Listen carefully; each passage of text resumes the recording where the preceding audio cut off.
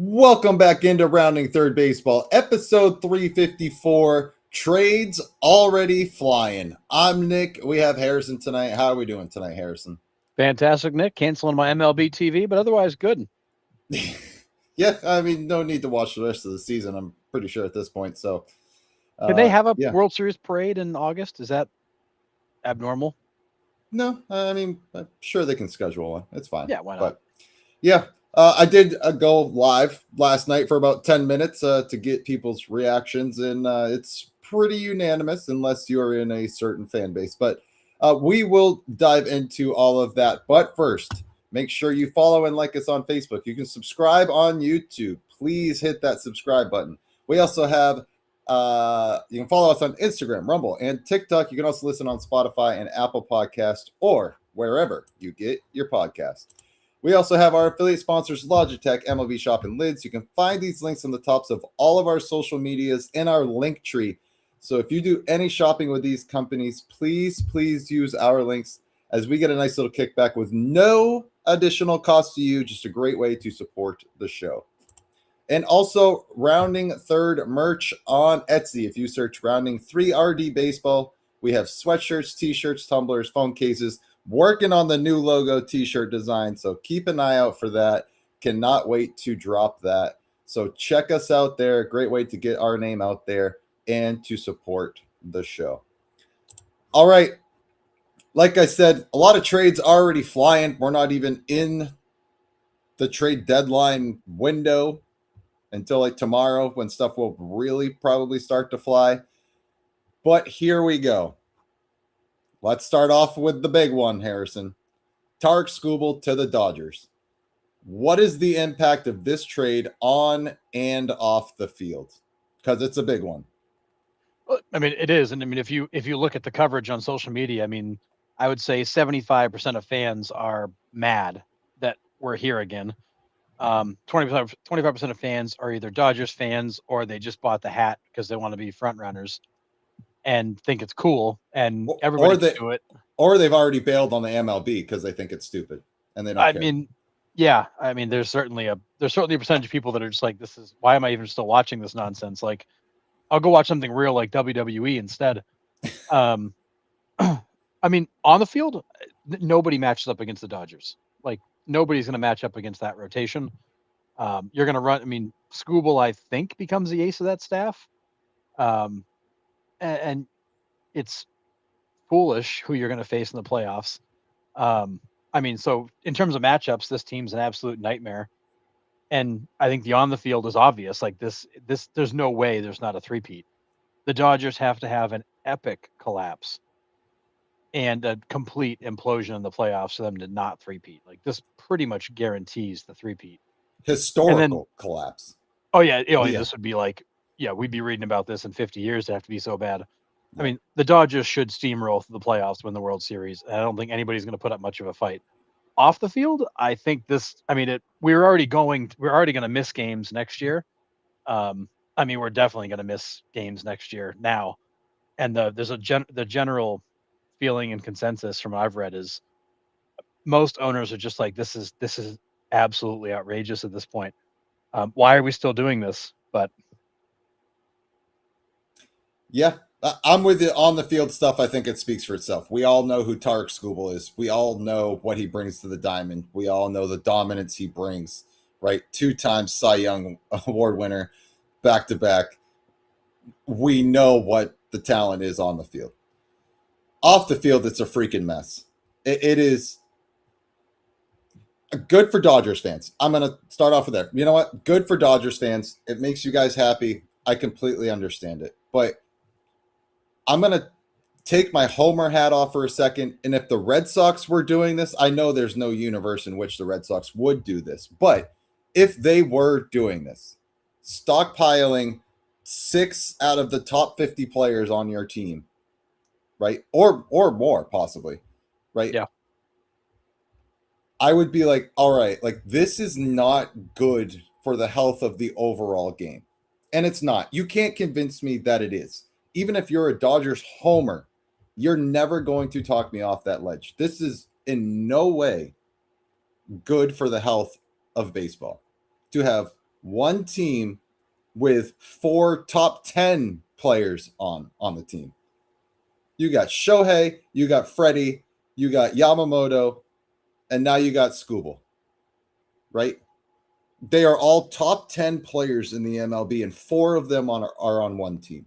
Now, listen, I get the argument. Oh, you still got to play on the field between the lines, and baseball is baseball. Weird things can happen. It can. I understand that. I've played baseball for years. I've studied baseball for years. Weird things can happen. But if you are taking the best players in the league and putting them on one squad, you are taking the weirdness out of the game. Right? You are. You just are. Now, all the comparisons to like the 1940s Yankees and all that stuff, that was all before free agency. That was homegrown talent that came up and just dominated. Right? The closest comparison we have is the Yankees in the 90s, right? Where they did buy some players, but they also had a ton of homegrown guys in there. Do the Dodgers have some homegrown talent in there? Sure, they're sprinkled in there. But a lot of these guys are free agent signings. So the off the field implications of this, for me, this cements no baseball in 2027. It's funny to listen to the conspiracy theories out there where the owners are throwing all of these guys towards the Dodgers to make sure that a salary cap is implemented. Now, I don't think that's what's happening. That would be crazy collusion, right? But you have to wonder a little bit. Like, it's so outrageous that is that a thing? I mean, that would be like, I'm going to shoot myself in the left foot to save my right foot.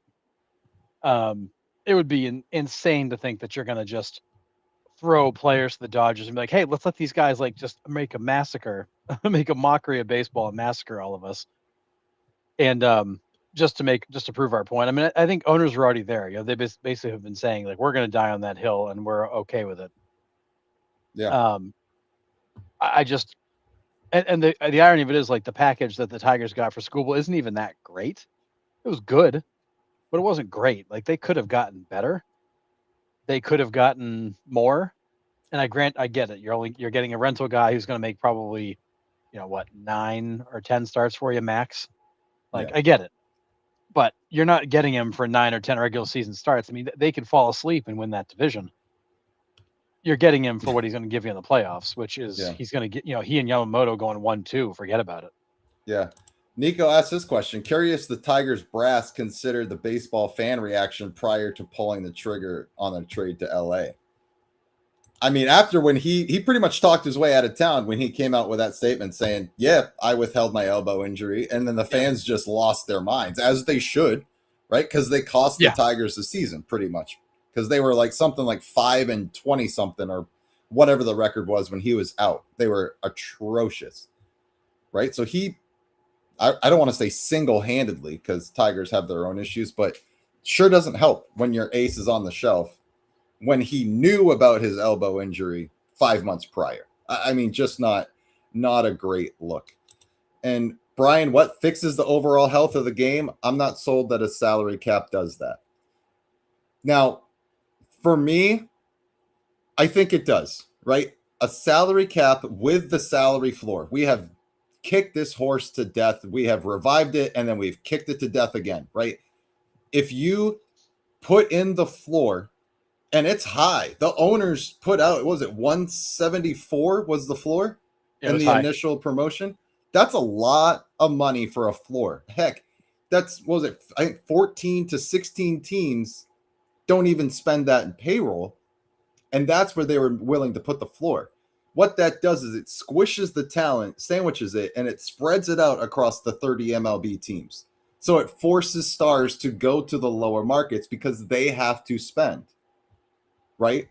So instead of Kyle Tucker spending or getting a $120 million contract, some other team is going to have to do that because the Dodgers can't go above the cap. So I think a cap and a floor is where we can start for the overall health. But this is crazy. In no world should Tarek Skubal ended up in LA here.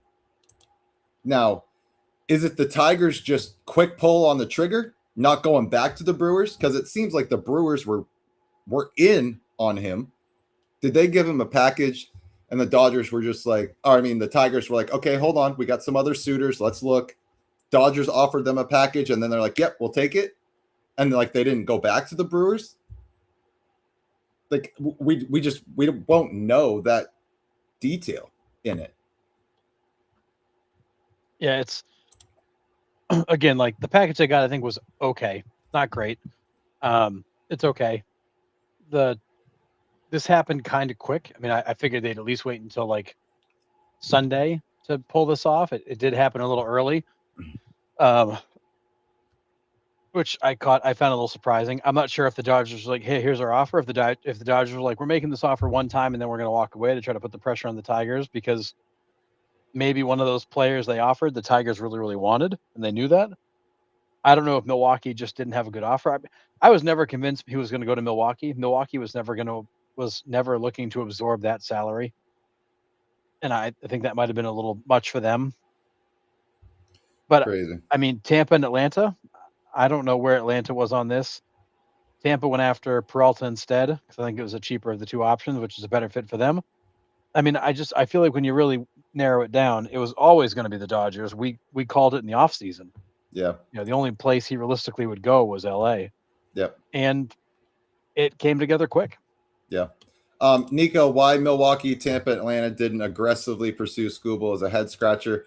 And like I said, we kind of don't know. Maybe they did, right? And the Tigers were just like, they liked the Dodgers package better, or they didn't even give them a shot. They just pulled the trigger on it. Like, we don't know the details on that.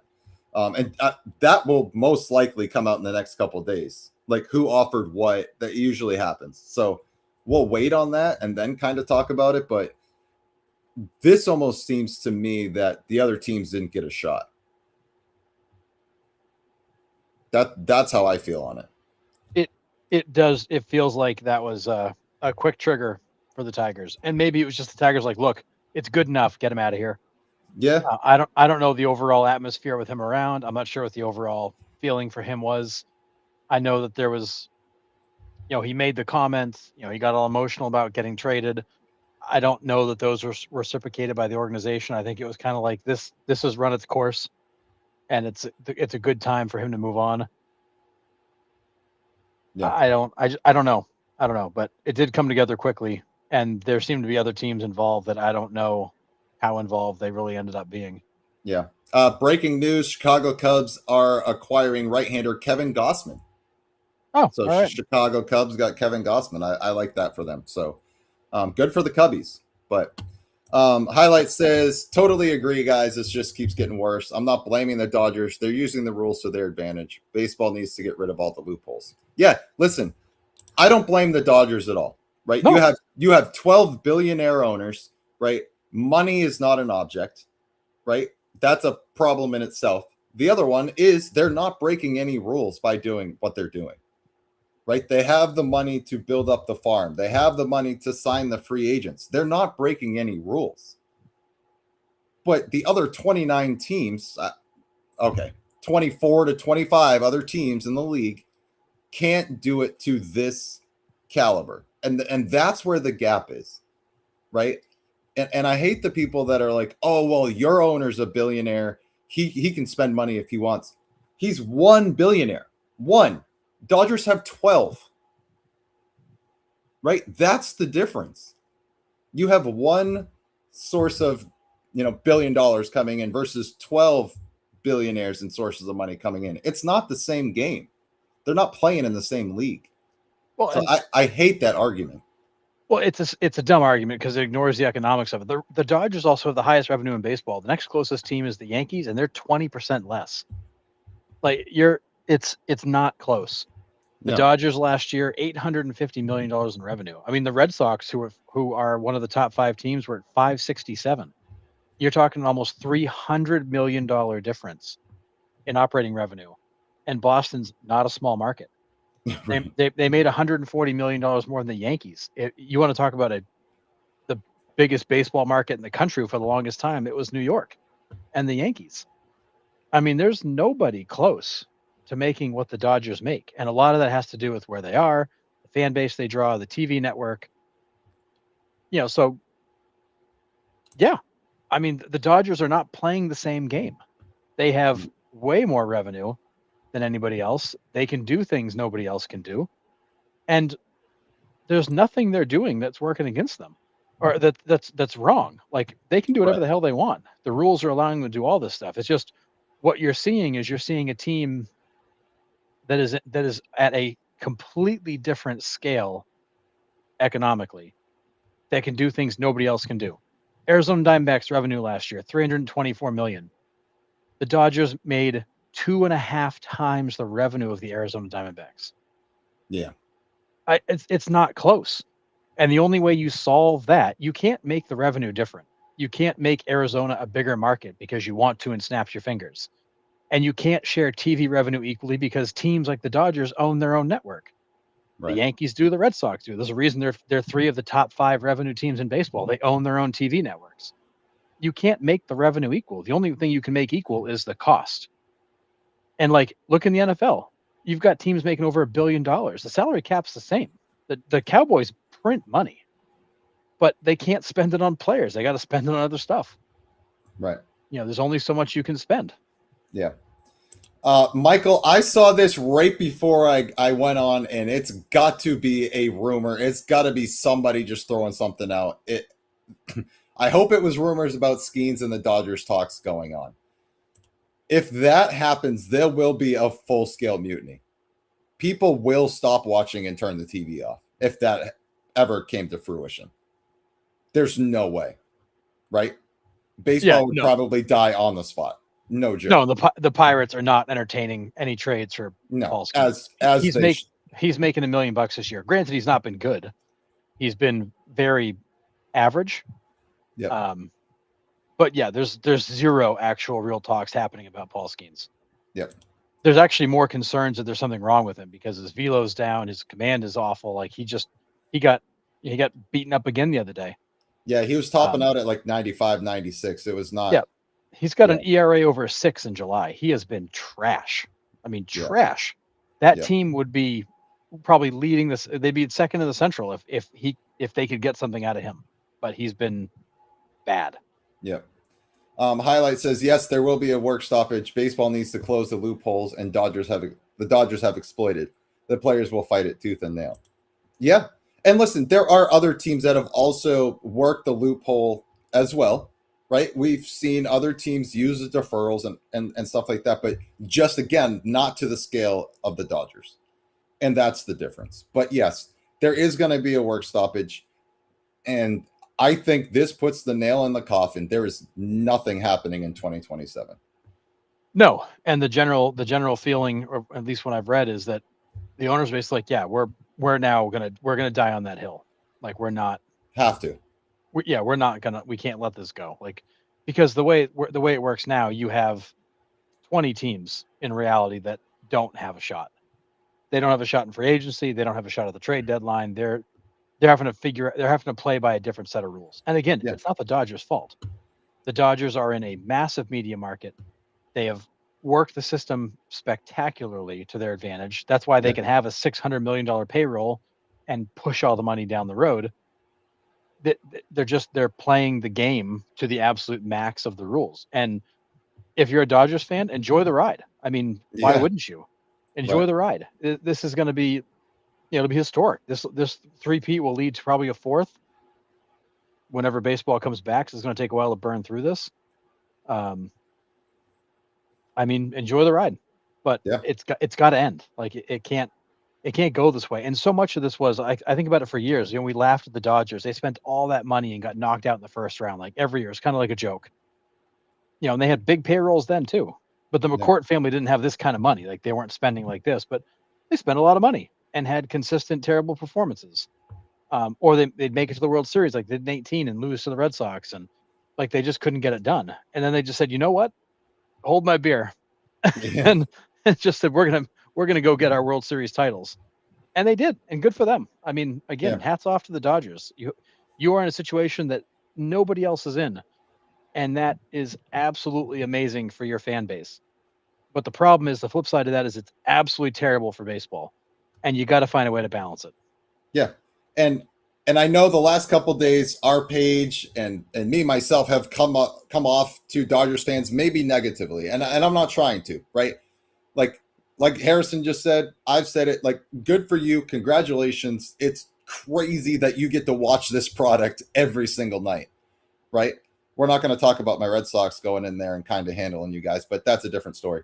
But overall, right? Like, it is incredible to be able to turn on the TV every night and see Shohei, Mookie, I almost went Mookie, Okay, Shohei, I like it. Mookie, Fred A, Fancy. yeah, Kike. You get to see all the A's, right? So I mean, it is absolutely incredible to watch that every night. But for the overall health, I'm looking broad spectrum of the game. It's not good. It's not sustainable. It really isn't. So, yeah. Yeah, and I think that's the thing. Like, there's no ill will to the Dodgers.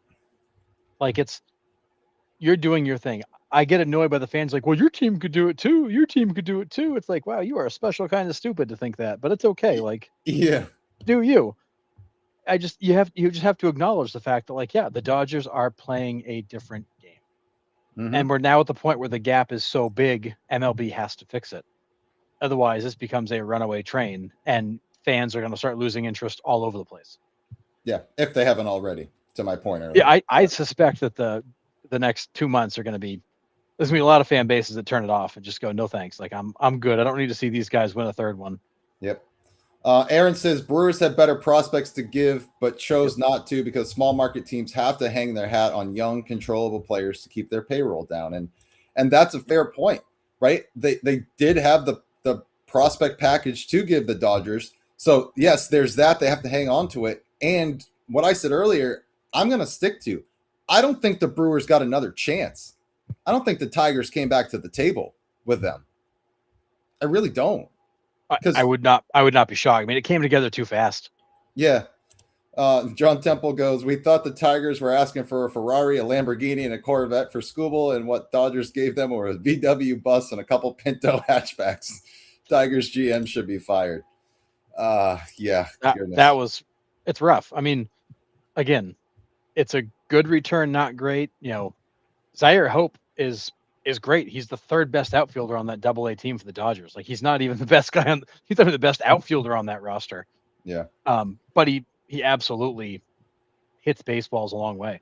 Yeah. So, Greg says when it leaked, he wanted to go to the Dodgers in free agency. That took everyone else but the Dodgers out. Nobody is paying the asking price for Skubal for a 99% chance of a 2-month rental. And so that's the other part of this, right? It is a 2-month rental.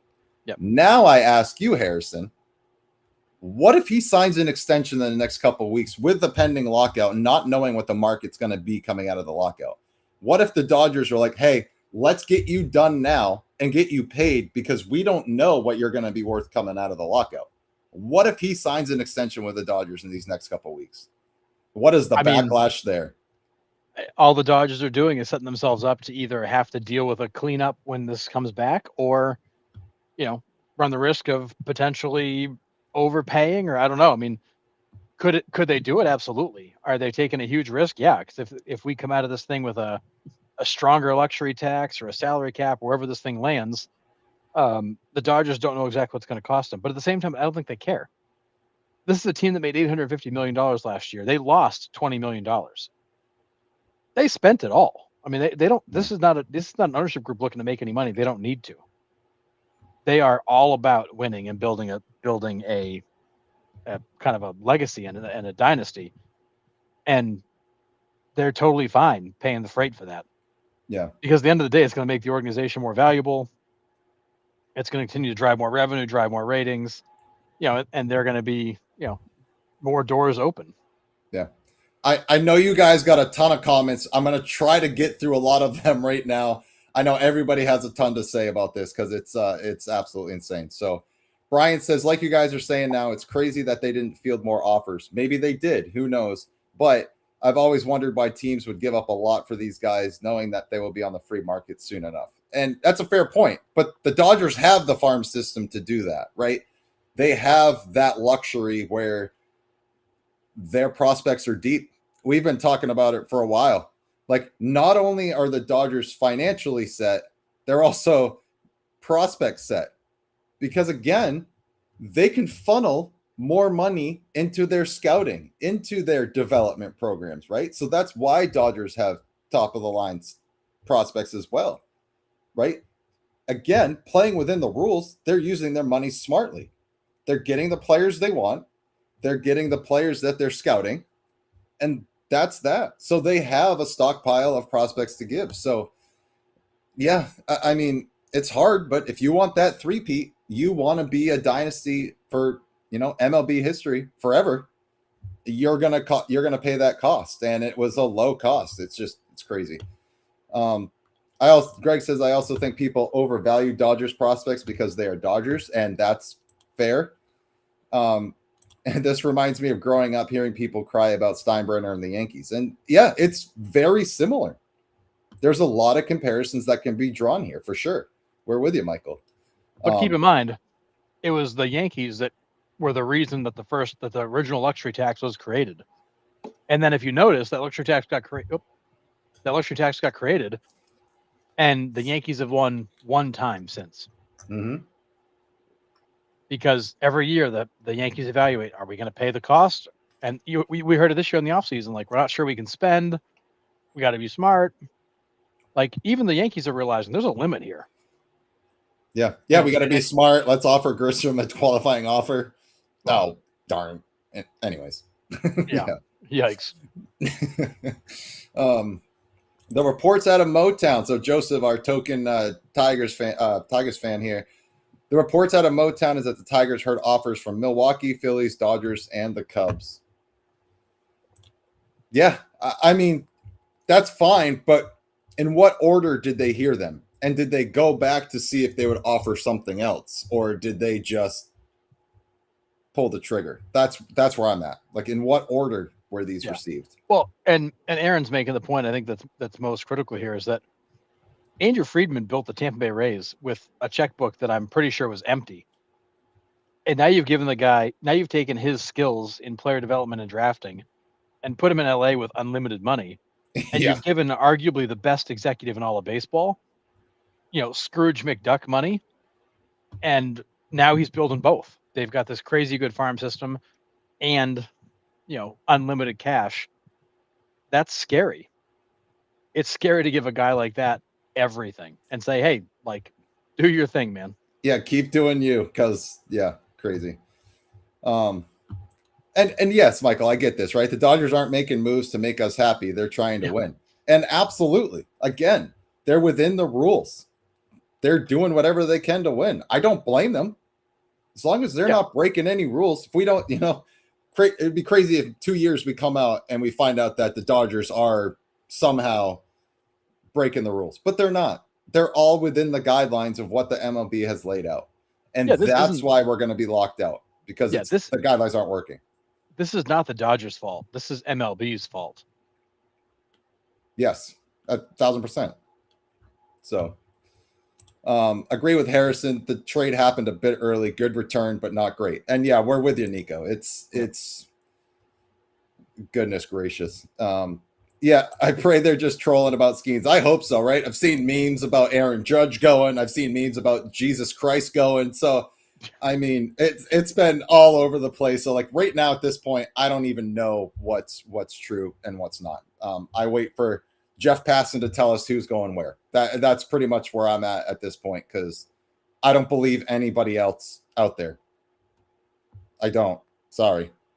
Might not like Passan that much personally, but he's in. And I'll take the sources from him any day. So it is what it is. Yeah. Goodness gracious. I man. I don't know. I got nothing else here. I really don't. I'm trying to get through the comments here. I'm just scrolling through. There's so many. Yeah. The offense is a disaster right now, so it's the only chance they have to win anything. Yeah, they're struggling. Although Freddie Freeman's a freaking hit machine. Seems like he gets 3 hits every night. That dude is just, he's incredible to watch. I love Freddie Freeman. The most unorthodox swing, but man, he gets the job done. It's wild. It's an awkward looking swing, but it works. Yeah. It's interesting to see Yankees fans complain about the Dodgers and all their money. Yeah. Yeah, I mean the Yankees just do this too. Then the luxury tax came and changed things, and if you notice, once the luxury tax came, all of a sudden we had all this parity. 25 teams won, and there's all these different winners in 25 years. And that was all after the luxury tax, and now we're that's run its course. It doesn't work anymore, and now you got to figure out what's next. But and just luxury tax did its job. Yeah, and just like the game of baseball itself, it evolves. And you have to change the monetary structure as the game evolves, right? And who's to say they put in this new CBA with a salary cap, with a floor, that a team doesn't find another loophole, right? You just got to keep closing the loopholes as the CBAs expire, right? Until you find one that works for a while, like you said, like the luxury tax. And but it's going to be an ongoing battle. But the game always evolves, and there will always be somebody out there, some organization that finds a way to exploit what the rules are. It's the nature of the beast. Seattle should have went all out for Skubal since they aren't going to win with their bats. Yeah, I mean, they had a walk-off single by Cole Emerson today, but I agree with you. And Curtis, yes, it's everybody's fault, right? It goes down also to the lower market teams not spending. Like, partially, this is the Pittsburgh Pirates' fault. This is the Colorado Rockies' fault, right? I get they don't have the payroll to spend what the Dodgers are. I'm not asking them to spend what the Dodgers are, right? But we're seeing it right now. The Colorado Rockies probably would like to spend, and they did. They took their one shot on Chris Bryant and got absolutely torched, and they're still facing the repercussions of trying to get out from underneath that. The Angels took that bid with Anthony Rendon, got torched, right? The difference is it takes 7 years or so for a team like that to recover, where if the Dodgers signed Rendon and he pulled that crap, they can financially recover the next year, or if not immediately. Right, that's the difference. Yeah, the Dodgers are paying $120 million this year for Kyle Tucker, who's terrible. Like, he's not even good. I mean, that's where we're at. And you got Blake Snell on the IL. You got Tyler Glass now on the IL. You got Will Smith on the IL. You got all these guys hurt, but you have all these other superstars you can just kind of roll forward with. But again, like what the Dodgers are doing is completely allowed, and it's not the Dodgers' fault. It is MLB's fault, because when they had the lockout in 2021, they could have begun to fight this fight, and they just rolled forward with it because everybody wanted to protect the good role they were on, and then this got away from them, and here we are. Yeah, it's wild. Alex says, as a Tigers fan, we gave them an ace for a bag of chips and a half-eaten apple. Yeah. Yep. Yeah. I mean, maybe just the apple core, to be honest. I mean, yeah, it's not great. The Tigers' luxury tax bill is higher than 16 teams' entire payroll. Yeah, we've broken that down before too. It's absolutely sickening what they pay in luxury tax compared to what other teams pay in payroll. Now, again, we can blame the lower market teams because this is partially their fault, right? But they don't have the resources that the Dodgers do. That's the difference there. So right, it's I mean, it's hard to argue it. You look at what they got to work with. Colorado Rockies revenue last year, $319 million. They made basically no money on that. Maybe they could have maybe they could have signed another contract and basically broken even, but they're spending what they got. The problem is they're at 319, the Dodgers are at 850. They're making 2.5 times, almost damn near 3 times the revenue of some of these teams. Like, you can't compete, and you can't pay a single player 40 or 50 million bucks when that itself is 15 to 20% of your entire revenue. Yeah, there's no way. Lockout. I want that, Cat. Lockout will happen next year and they'll cancel the season. We're with you. I think this, Yep. we were already thinking that. This trade pretty much cements it for me. I was like, oh, we're getting there. We're pretty darn close. This absolutely caps it up for me. Like, bury the casket, put the dirt on it. 2027 is dead.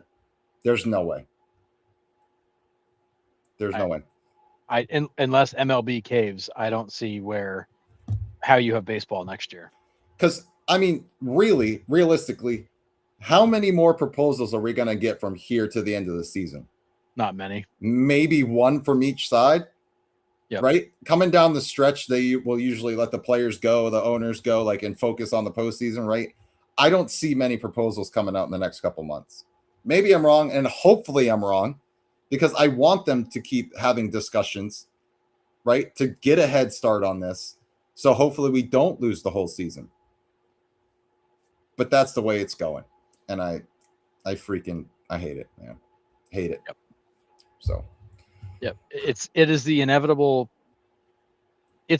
conclusion to this whole battle is they finally have to fight this fight and get the best deal they can to try to fix things, because you can't have half of the league basically eliminated from contention every April. And that's what we had. That's what we had in the late 90s with the Yankees. Everybody felt like they were out of it. The luxury tax came around, kind of smacked the Yankees back down a little bit, and then all of a sudden baseball had parity again. You had 25 different winners or whatever the streak was. Right. And now it's shifted gears and you got to find a new answer, but you can't, the definition of insanity is doing the same thing, expecting a different result.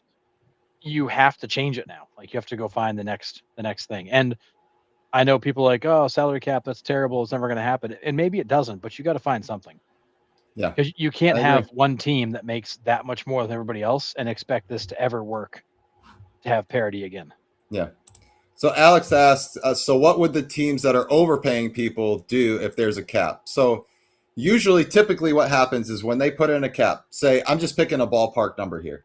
Say they pick $300 million, nice flat number. That's the cap, right?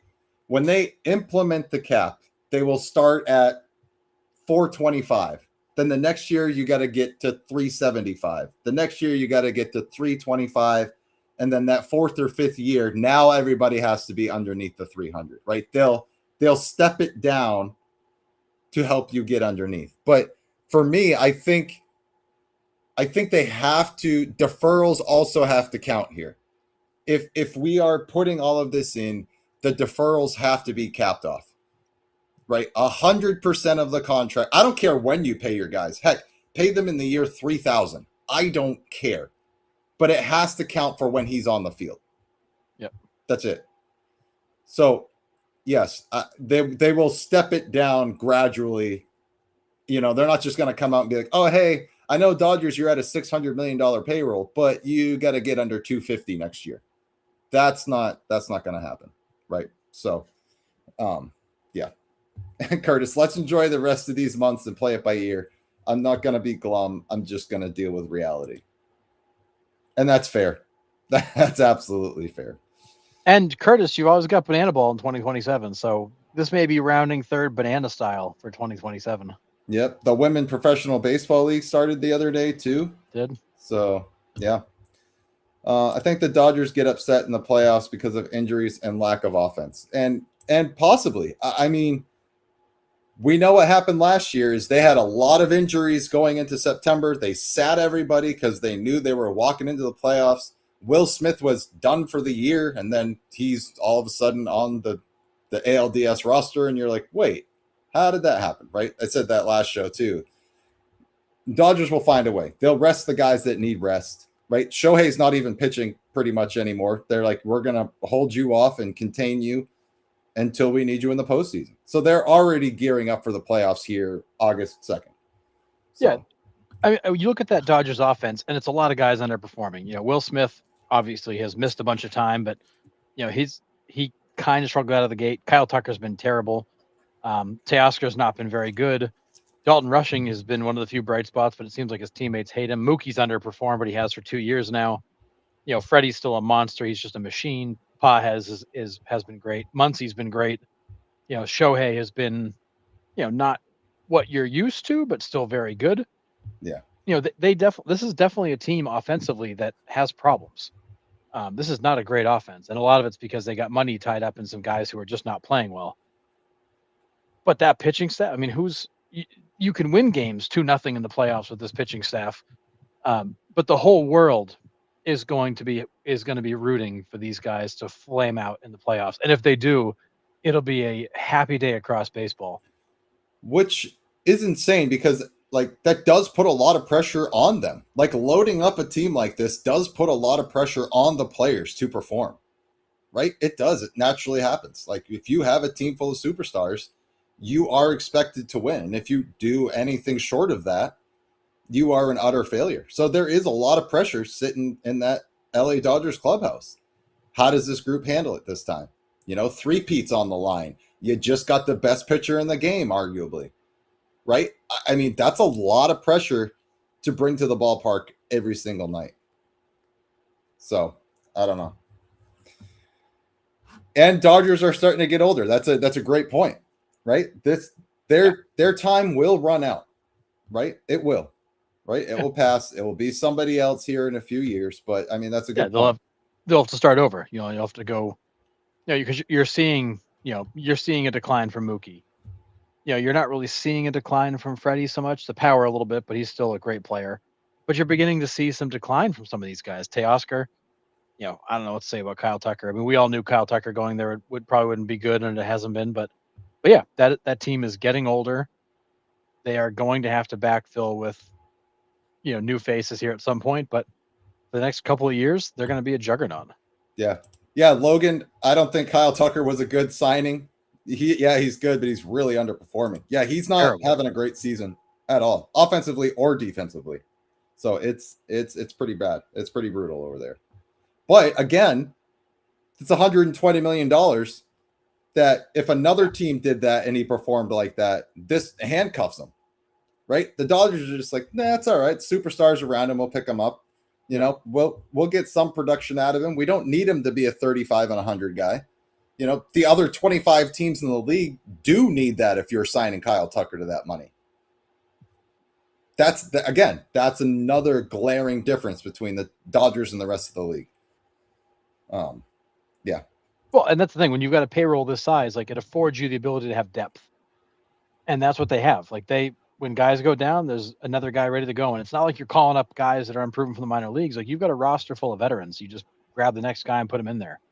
So it's the depth they have is unlike what any other team's working with. Yeah.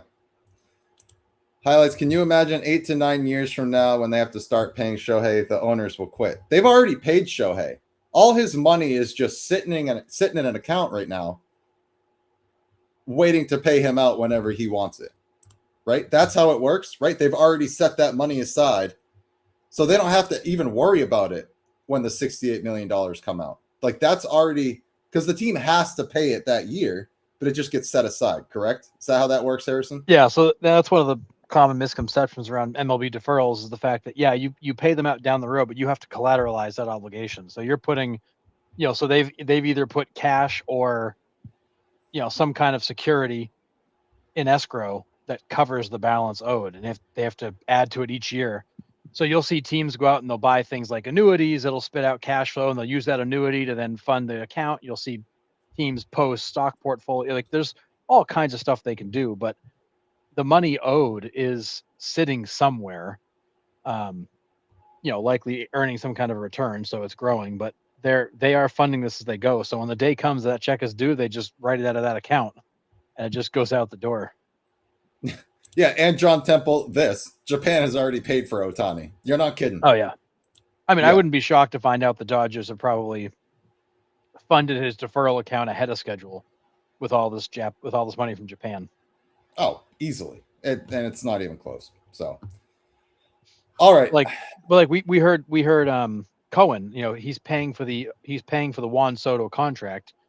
He took a chunk of securities, put them in a separate account, and what comes off of that portfolio pays Soto's salary. Right. And that's how Cohen could justify doing it, because he wasn't going to pay it out of just standard operating funds. He's going to take his investments and make them pay for Soto. Right. Yeah. All right. Anything else on the Dodgers Skubal trade or anything regarding this before we move on? No, we beat that up pretty good, but it's on the Dodgers now to go win it again. The whole world's watching and waiting for it. Yep. Or not watching and waiting for it. Well, yeah, I mean, or not. Like, I have to, like, I didn't watch any baseball today. I just kind of like, I don't really feel like it. Yep. Fair enough. Yeah, I want that cat. Mets are a disaster of an organization. Yeah, that's another 3-hour show in itself. We'll probably get to that at some point, but yeah, that is the worst team money can buy for like the third year in a row. It's so bad. It's not funny, but it is, man. It's brutal. It's to the point now where like you have to try really hard to spend that much money on a crap roster. Like that is now at a point where like that is an art form for the Mets. Yeah. Yeah, you're almost looking to see how they can mess it up this year. Like, who can we bring in that we can sell at the deadline? Let's see what we got this time. Like, how do we go spend another $100 million and lose? Like, let's figure that one out, guys. Yeah, crazy. All right, moving on. Freddie Peralta to the Rays. My question to you, Harrison: Do the Rays need to keep making moves, or do they have enough to compete in the AL? I'm going to answer my own question. They have enough to compete in the AL because the AL's garbage. Yes. But can they get past that hump? Can the Rays finally get to an ALCS? I mean, I think the Freddie Peralta trade for them, I think it's a good move for them. Freddie's not been good this year, but maybe a change of scenery will help. I mean, nobody's been good with the Mets, so maybe it's something about being in Queens. I don't know, but I think this was a big move for them to bring in a proven arm. I hope he performs better than he has. But if I'm the Rays and if I want to win the American League, yeah, I'm good. I'm in good shape. Like I got a good shot to go win the American League. If I want to win the World Series, I got work to do. And I might be looking for another move or two. Because winning the American League this year may not be that hard. But whoever comes out of the NL, most likely the Dodgers, is not going to be a cakewalk. Yeah. HLS says, yeah, the Rays need more offense. Yeah, it can't just rely on Diaz and Caminero, right? Alex is with us. More moves.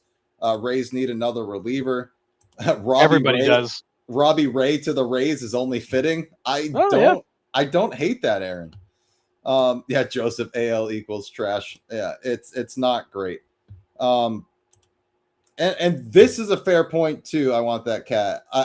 I trust in Rays coaching, but they won't get past the hump. I mean, that is the Rays calling card. Has been for years. Yeah, we're going to pull Blake Snell in the 5th inning or 6th inning of a game when he's just motoring along. But yeah. So I think I'm with you guys, right? Everybody's kind of with us. They need a couple more bats in that lineup, right? Lengthen that lineup a little bit. Get some guys on in front of Caminero, in front of Diaz. Diaz is a hitting machine. Caminero hits absolute missiles, right? Get some guys on in front of him. Now, Luis Ariz is out there. Not a huge on-base guy, but ultra contact guy. Could he help that Rays team? Is he a fit in Tampa with how that team's kind of structured around speed and Chandler Simpson and like guys like that? You get Chandler Simpson on the bases and you got Luis Ariz following him up and hitting that dude all over the field. Is he a fit in Tampa? I mean, he could be. I mean, I think what you need Jonathan Aranda to get going again. I mean, he's been a little up and down. But that offense is not super scary when you get outside of like the top 5. And I think adding a guy like Ariz would just create some chaos in the base pass and give Chandler Simpson more chances to run free. You could do a lot of hitting and running with him. Like you could do some more creative things on offense, but this is not a team that's built to go and beat you up. This is a team that's built to kind of wear you down and then wait for the big mistake, where Caminero hits a bomb late in the game or, they string some hits together. But this is not a team that's going to go and face off and in a slugfest take you out. Yeah. Curtis, I don't get this trade. Now, I'm with you a little bit. I liked this trade before surprise, surprise, you know who got pulled out of the game the other day, Harrison? Which one? McClanahan. Oh, so I thought I was thinking about Mize because No, you're no. talking. Shane McClanahan got pulled. He had back tightness, so Yep. he's out. So this is the Rays sort of protecting themselves. Is there another pitcher out there that's on the selling market that they could get for cheap? Because I mean, the Rays got this guy for nothing. Let's be honest, right? Yeah, it was Mets were super like, cheap. just take him. So yeah, I don't. It is what it is. I can't blame the Mets. He's not been good for you. You're not you're not re-signing him, and just get whatever you can and move him quickly. Yeah. Yeah, Yankees will get Stanton and Judge back as well, though, with a dynamic pitching rotation. Now, I don't think Stanton and Judge are coming back this year. I don't. Stanton can't, remember, he can't open a bag of chips, right? Judge, we have heard nothing on him, and that's bad. When we don't hear an injury update or a rehab or what's going on with him, I think they're going to do scans here in the next couple of days. That's what I've heard. We might know more then, but it has been radio silent on Aaron Judge. I think this rib fracture is a lot worse than expected. Because if we're not hearing anything on it, that's not great. That's not great news. So I don't know if the Yankees can bank on him coming back. But why hasn't Mize been traded? Hang on to that. He's probably going tomorrow. Which I will be on from 12 to 6:30 with a whole bunch of people throughout the day, just kind of going over this and trades that happen during the day. So we do have a trade deadline show tomorrow. Trevor Rogers would be a good get. Yeah, I don't hate that. That'd be a good way to bolster that bullpen for sure. Curtis says, for the last time, move Caminero to the outfield and get a legit third baseman. That's all they need. That makes them scarier. I'm with you. And I think that's what would happen. They could flex him a little bit, put him in the outfield, get a third baseman. So, yeah, I'm with you. So, yeah, so Freddie Peralta to the Rays. All right. So today, Luis Garcia Jr. from the Nationals to the Yankees for 4 prospects. But my question is, where does he play, Harrison? Yeah, when this broke and you sent me it, I'm like, why? Like, I love this guy's bat, but he was a second baseman for a while. He wasn't a very good second baseman, but you got Jazz Chisholm there. He's now primarily a first baseman and DH. Well, you got Ben Rice, and you got plenty of options for DH. So, what do you do with him? Like, you don't have a position for him unless the injuries that to like Judge are worse, and you're gonna have to try to slide somebody like Jazz out to the outfield and then move Garcia to play second base because you need somebody to fill a gap. But I don't. I'm curious where they play him. Curtis, my time for the floor. Let me expand. Oh boy. So here we go. Third base, Alex says possibly. I mean, he has played a little bit of short. Now, if he can't play second, he probably can't play short. But is he better than Volpe there? I mean, maybe he's your option at short. I mean, he again, like the minute the Nationals could get him away from second base, they did. And I understand why. His zone metrics and fielding percentage, everything was bad. Like everything was below average. Is he going to kill you out there? Probably not. Is he going to help you? Also, no. But I love his bat. I mean, I love what this guy brings to the dish. I just don't love what he brings to the field. But again, it's the Yankees. Like, that team is not built to play defense. That defense is terrible generally. So maybe it's just let it be. Just put his bat in the lineup and let her rip. Yeah. Curtis was shocked too. He can play second and first versus his best position. And that's the thing. So Mike Reed said, Jim Bowden said Rice is going to DH, maybe catch a few days. So does Garcia become your everyday first baseman? And then I saw possibly platooning with Goldschmidt, right? I mean, do you trade for a guy like this that is having a career year and platoon him and take him completely out of the rhythm, That, I think you got to play him every day, right? that seems insane. Hey, you're doing a great job, but we're gonna play you less. Yeah, We paid to bring you here to play you less. Like, really? you're having a career year, but just sit down and learn, buddy. I think this guy has to play every day. The Yankees have to figure out how to get him in the lineup every day. I think they do too. And I don't love the idea of taking Ben Rice, who's having a great season, and move him now. Like, that just feels weird to push him around. I just, again, like, I love what Garcia brings to the plate. I love his bat. I love what he can do there, but I don't understand this move for the Yankees because I don't know where you play him.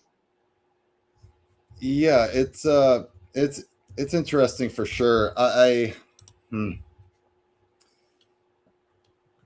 what has he got going on this year? He's hitting 283, right? 23 homers, 76 knocked in, a 313 OBP, so he doesn't walk a ton, kind of a free swinger, but if he's hitting 283, that's already pretty damn good. It's one of the highest averages in the league, which is crazy, right? Yep.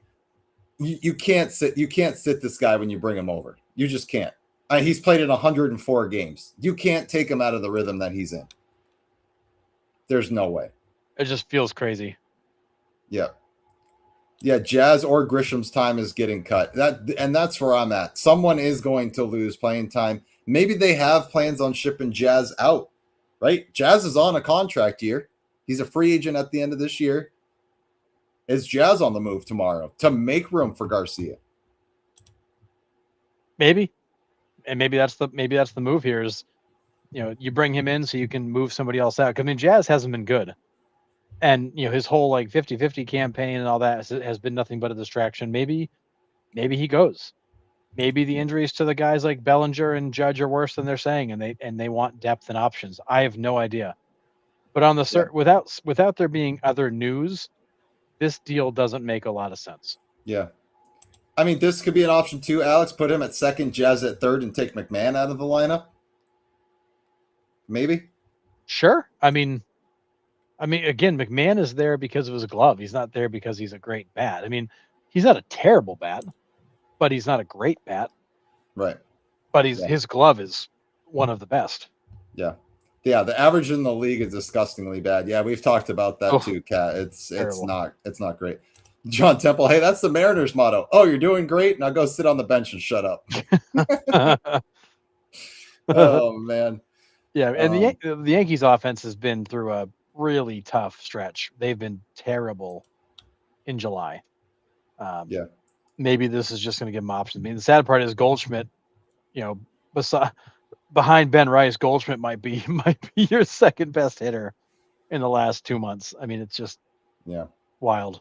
Yeah, he's playing every day. Rice and Garcia will alternate first base and DH positions every day. Yeah, so either way, both are going to be in the lineup. We'll just kind of see what that looks like going forward. But just interesting. But I think the Yankees love his bat, so that's where it is. I mean,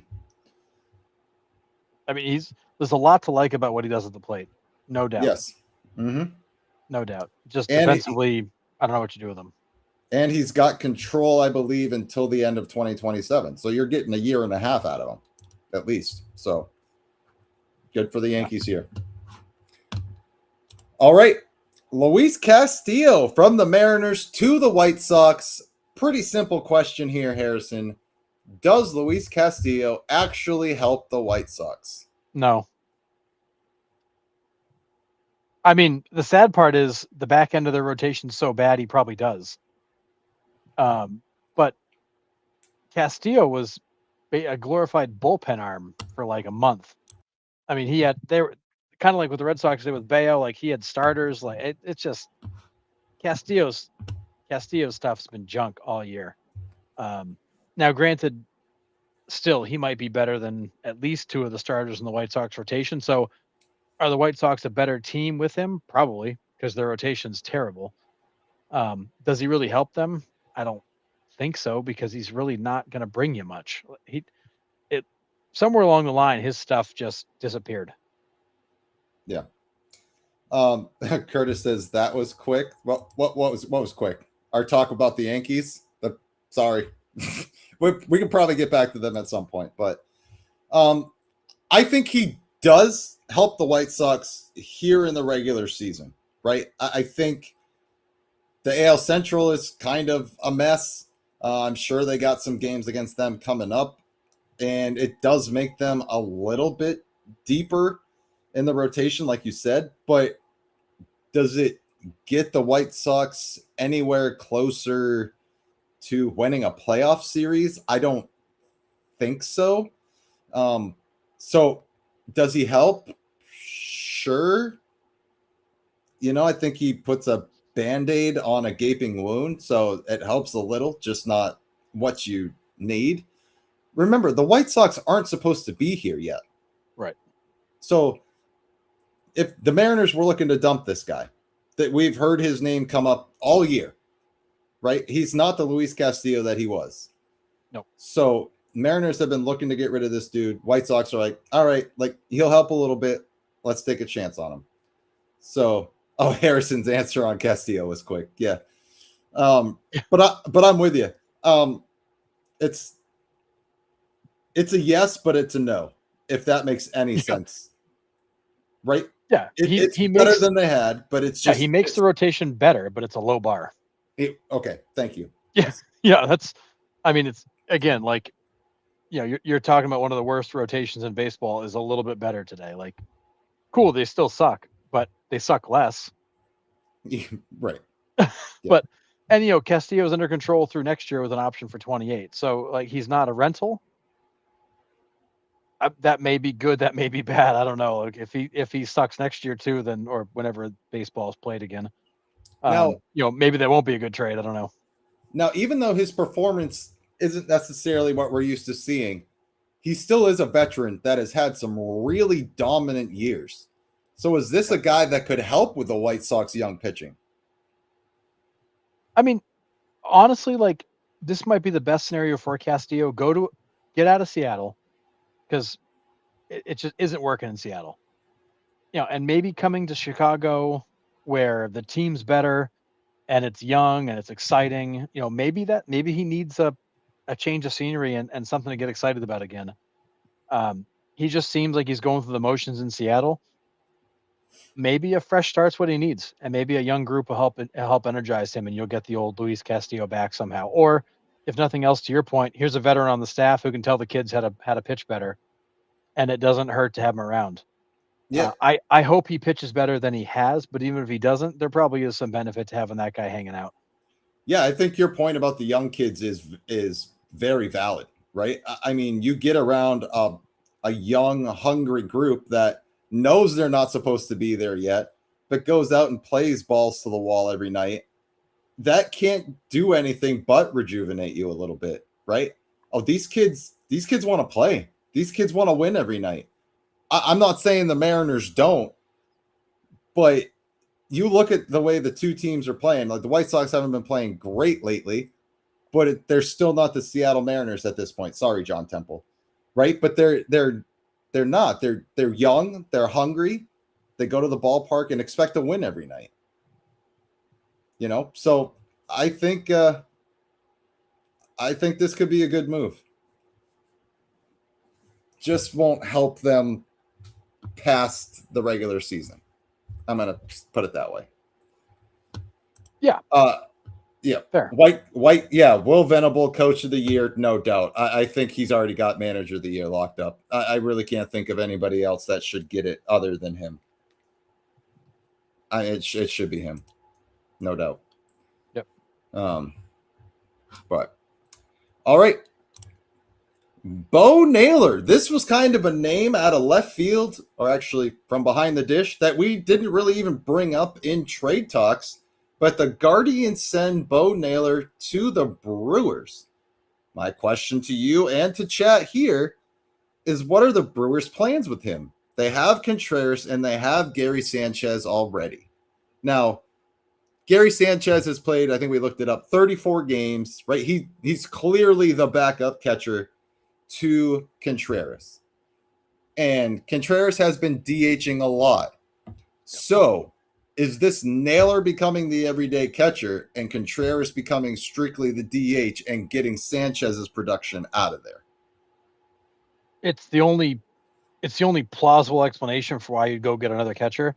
I mean, Sanchez has been fine. He hasn't been great. He hasn't been bad. He's Gary Sanchez. You're right. Low average, high strikeouts.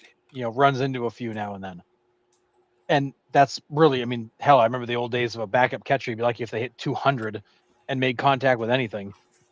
That's Fair. he's a perfectly okay backup catcher. Contreras is clearly the star there, but catching is a grind, and his bat is really valuable. If there's a way you can lighten the load for him a little bit and keep him in the lineup and not have him beat himself up, then yeah, having a guy like Bo Naylor around is probably a good idea. Maybe Bo Naylor becomes the full-time or the kind of the starting catcher so Contreras can DH? Maybe Naylor and Contreras are switching off more and Sanchez is the flex guy who plays once or twice a week just to give somebody a day off. It does give them options for how to use those three guys in those two spots to try to keep everybody fresh heading to the playoffs. And it's kind of a safety net too, right? I mean, to have three catchers on the squad. I know Sanchez can play a little bit of first base, so if a guy needs a day off at first, he can kind of slide into there, right? You do have a little bit of position flexibility there. I think this might go down as the sleeper move of the trade deadline so far. I think Bo Naylor's game fits what the Brewers do too. Right? I really do think he's a really good fit in Milwaukee. I mean, if he could hit, yes. But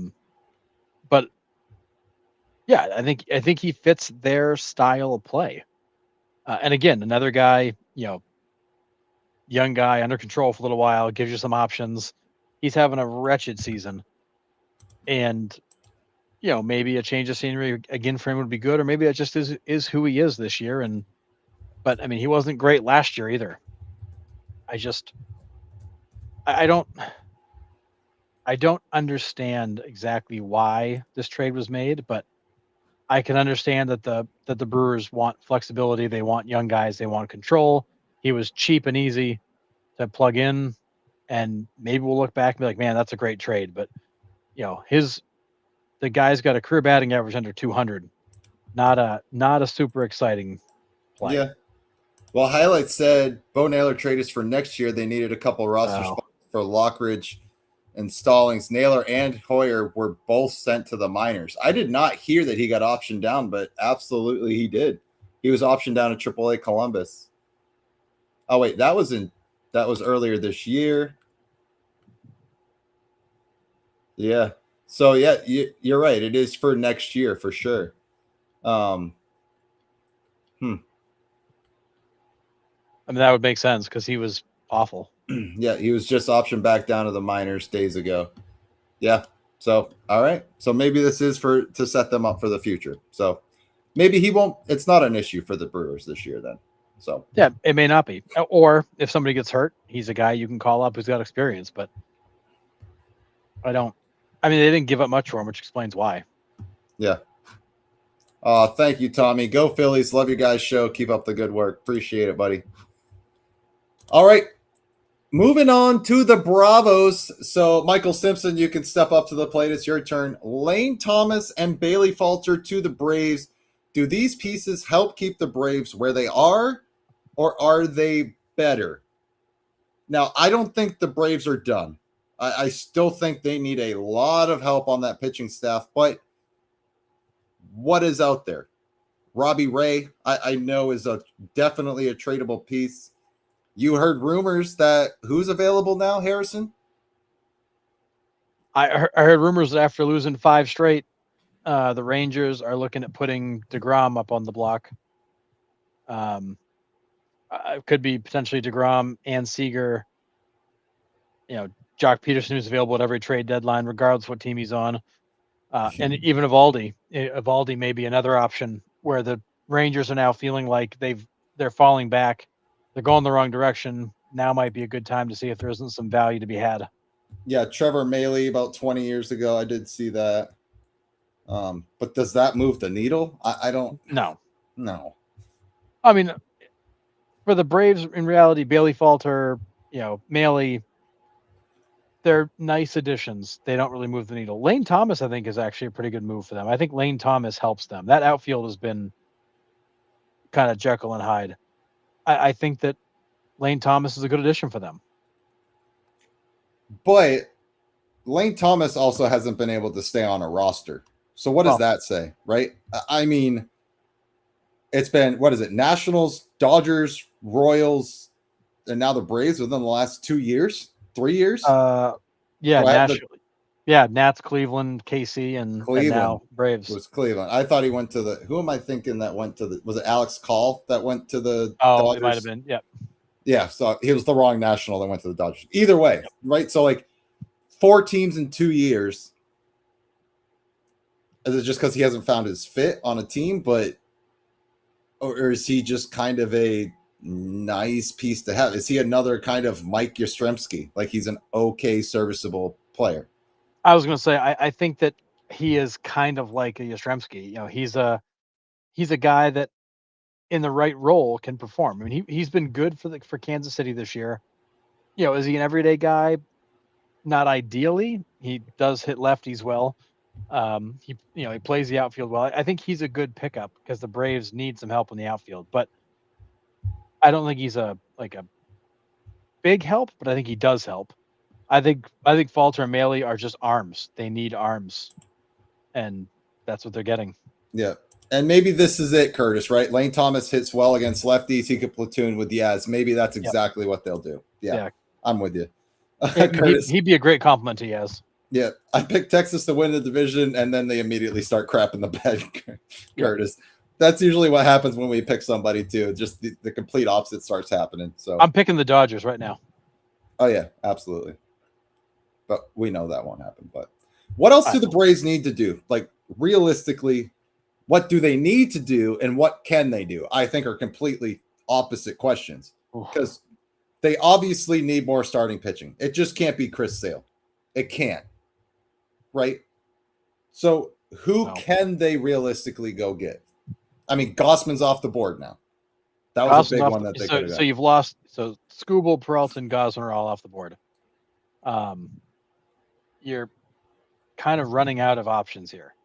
I would not go run and get Jacob deGrom if he's available. Pass. I mean, that his elbow's due to blow up any minute now. And going to Atlanta, it would 100% ensure that he would guaranteed blow up. Yeah.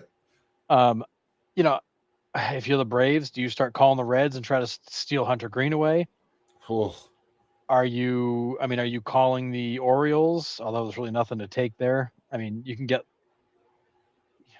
No, there's really nothing you can. There's nothing you can benefit from there. Littell.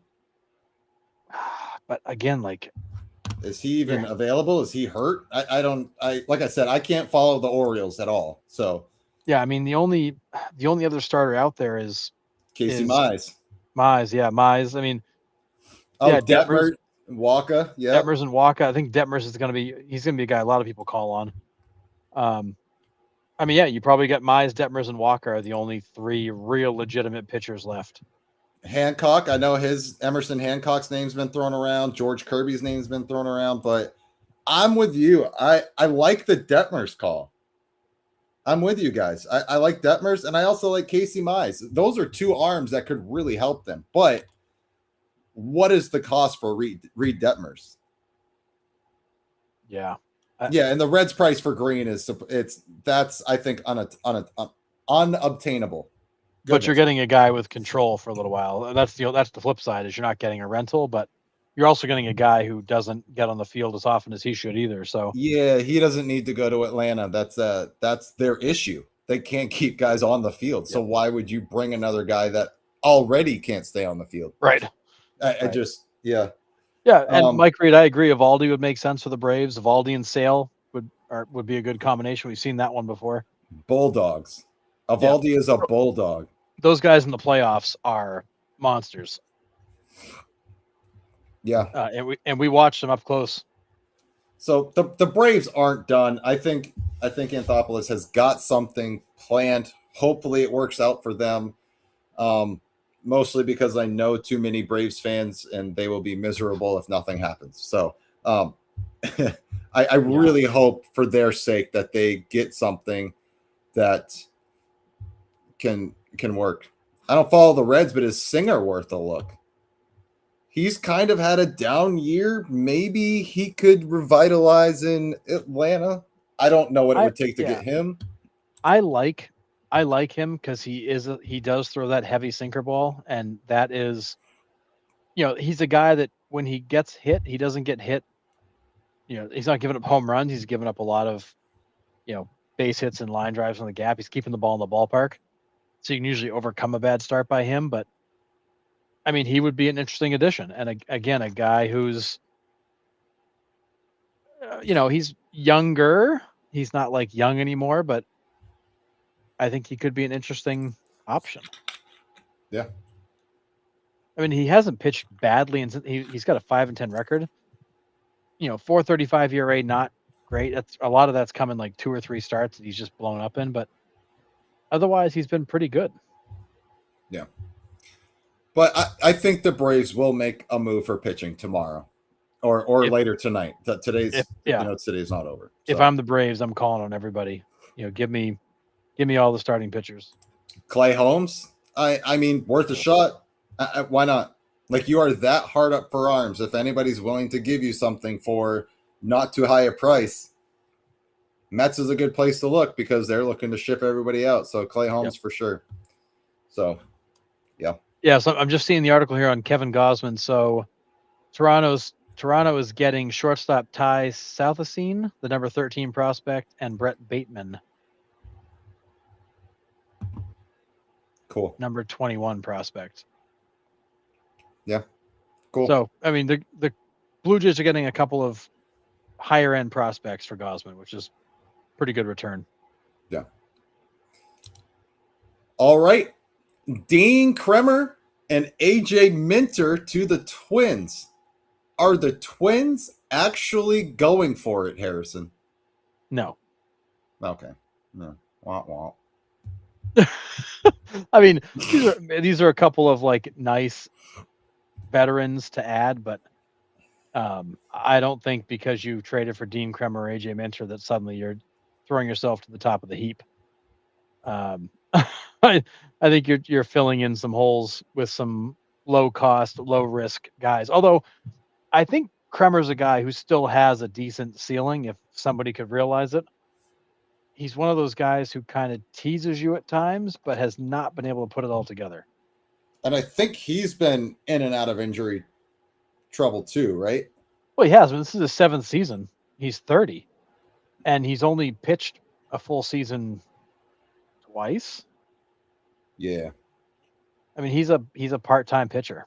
That's just kind of who he's become. But he has stretches where he looks really, really good, but not enough of them. Yeah. East Coast says, I don't think the Mets are going to trade Clay Holmes. Yeah. I mean, I think if the offer's right, they're going to let him go. But yeah. So I did talk to John Carter about this, and he's like, yeah, they're not buying, they're filling in holes. They need relief pitching badly. But it's acting like they're buyers, right? I mean, they're around 500. They're in the playoff hunt. Yeah. I don't think they're going to be completely all in, right? So going for it, sure. I guess if it works out that they make the postseason, then they'll make some moves. But I don't think they're going to mortgage the future on trying to make the playoffs this year, is what I'm saying. Yeah. They'll make moves to make their team better, and that's that.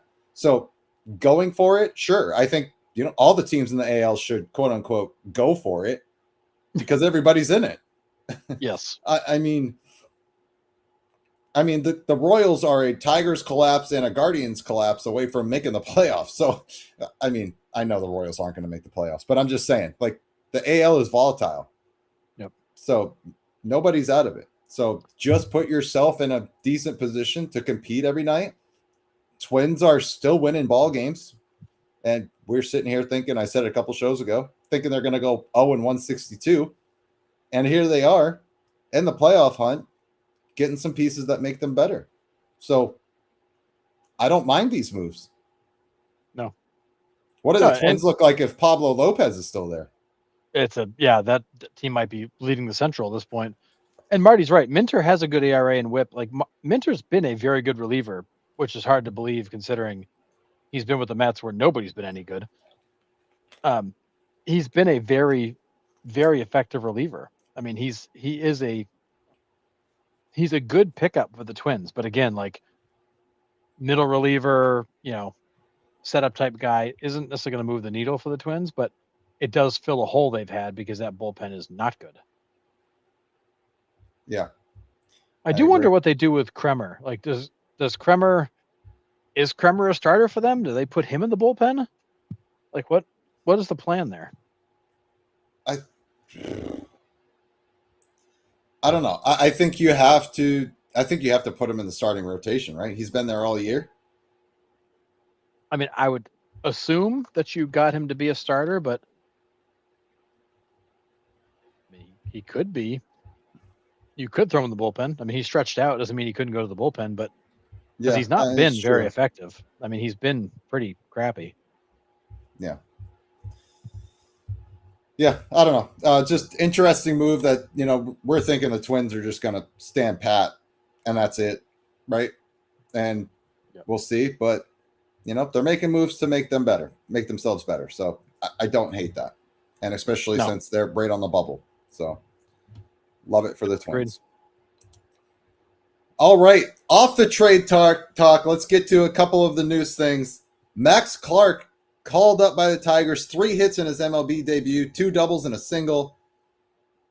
Are the Tigers still in the hunt, or does the Skubal trade pretty much take them completely out? Like, are they done?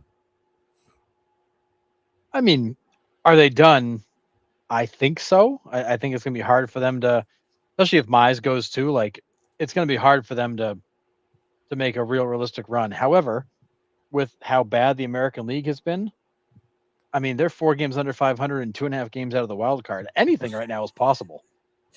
I mean, anything is possible. They could back into the playoffs for all I know. So you said 4 games under 500 and only 2.5 out of the wild card.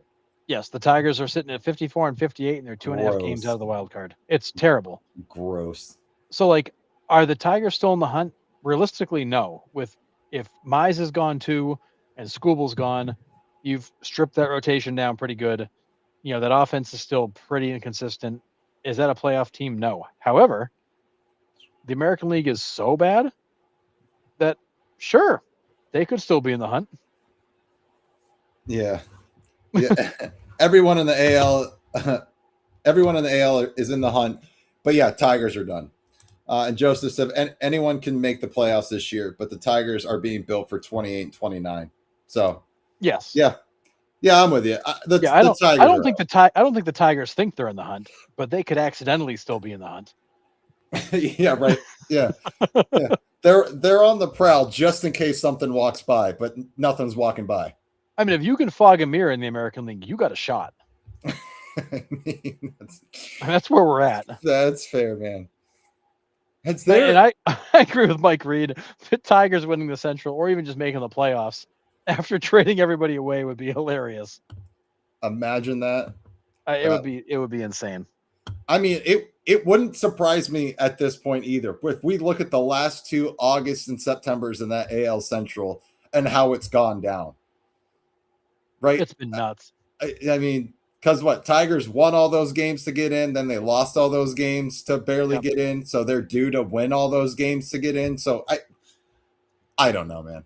It's wild, but we'll see. The AL Central's not really a juggernaut or anything. So like you got a shot there.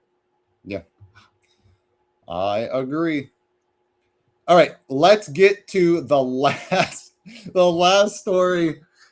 Before we head to our out of left field discussion topics, Harrison, a guy that shares your name, Harrison Bader, is no longer getting paid by the Giants after crashing into a fire truck on his electric scooter at 2 a.m. while intoxicated. I guess this is like the second time he's crashed his scooter while being intoxicated. What? Did you miss the fire truck? I mean, like, how did it give you a brake job? Like, how do you run an electric scooter into a San Francisco fire truck at 2 a.m.? Did you miss the flashing lights? Did I? It's not funny. It's terrible. But what the hell? The sad part is that was Harrison Bader's hardest hit of the season too. I mean, he's certainly doing the name dirty. I don't appreciate that, but I mean, and I said it when they signed him in the offseason. This is the guy that every single time he has a shot to win a full-time job, he screws it up. Every single time. And here we are. He gets hurt, and then he's out joyriding after some beverages and crashed into a fire truck. And now they're not paying him, which they shouldn't be. I mean, that's the stupidest thing I've ever heard. Yeah, it's a left ankle injury, like a bad one. But again, like every time this guy has a shot to be a starter and win a full-time job, he screws it up. It's the story of his entire career. He has been a guy that he's gotten a platoon job. He's been great. They give him the starting role and he screws it up. He gets another platoon job and he's great. They give him a starting role and he screws it up. Like, it is the story of this guy's entire career. All that talent, all that ability, all the defensive skills. And yet every single time they give him the keys to a starting role, he friggin' screws it up. He was attempting an Evel Knievel jump and just completely miscalculated. Love that. Bad motor scooter. Bad. Apparently, Mr. Bader has not been completely cooperative with authorities. Shocking. Yeah. John Temple, that comment. I'm just going to leave it there for the masses. That's a great one. And it's perfect. It's exactly how it should be seen. Yep. Mom, how old is this guy? He's got to be low 30s at this point. 32. 32. Yeah. So, yeah. So basically, Mom, he's old enough to know better, for sure. Like, for sure. I mean, at least he was smart enough to get on a scooter, not behind the wheel of a car. Not that it's any different, right? You can still do some serious damage on a scooter when you're intoxicated, but usually just to yourself. Yeah. Or fire trucks. I just want to know. I want to know what he's. I want to see the chalk outline of his body on the side of that fire truck forever. That's what I mean. Like, what does it look like through his eyes that he actually ran into the back of a big ass fire truck? Blurry. It looked blurry. Who was the outfielder that ran into the wall and they put the tape on the wall the next day of outlining his body? I want them to do that in the fire truck for Harrison Bader. I think they did that with Randy Johnson too when he rounded first base and he ate it in the dirt. Right. They did a chalk outline for him. Yeah, I want them to do that on the side of the fire truck for Harrison Bader. So if he's no longer getting paid and he's violated his contracts, Giants can just outright cut him, right? And no money due? Because it says he violated the terms in his contract. That makes the contract completely null, right? Yeah, I think they have to go through the kind of the steps here. They can eventually just void the contract, I believe. Because we've seen this before where guys, the whole contract detrimental to the team or things like that, and they're able to just cut a guy because of it and walk away. It was Butch Husky. That's who it was. Oh, yeah. Yes. Yeah. Yes. I want Harrison Bader's outline to be on the side of that fire truck forever in white tape. Incredible. Sox just completed the sweep of the Dodgers. So nice. Good. The Dodgers deserve every bit of that. Red Sox still rolling, man. 21-4 in the month of July and 2 wins to start off the month of August.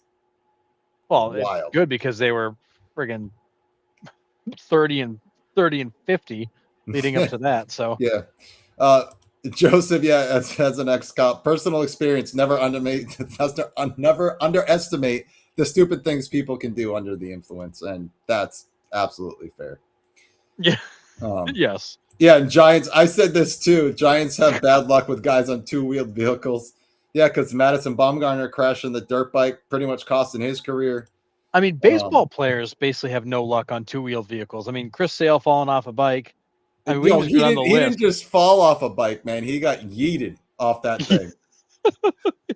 I mean, we got, friggin' Tatis on his dirt bike. I mean, we got all kinds of stories of these guys on two-wheel vehicles.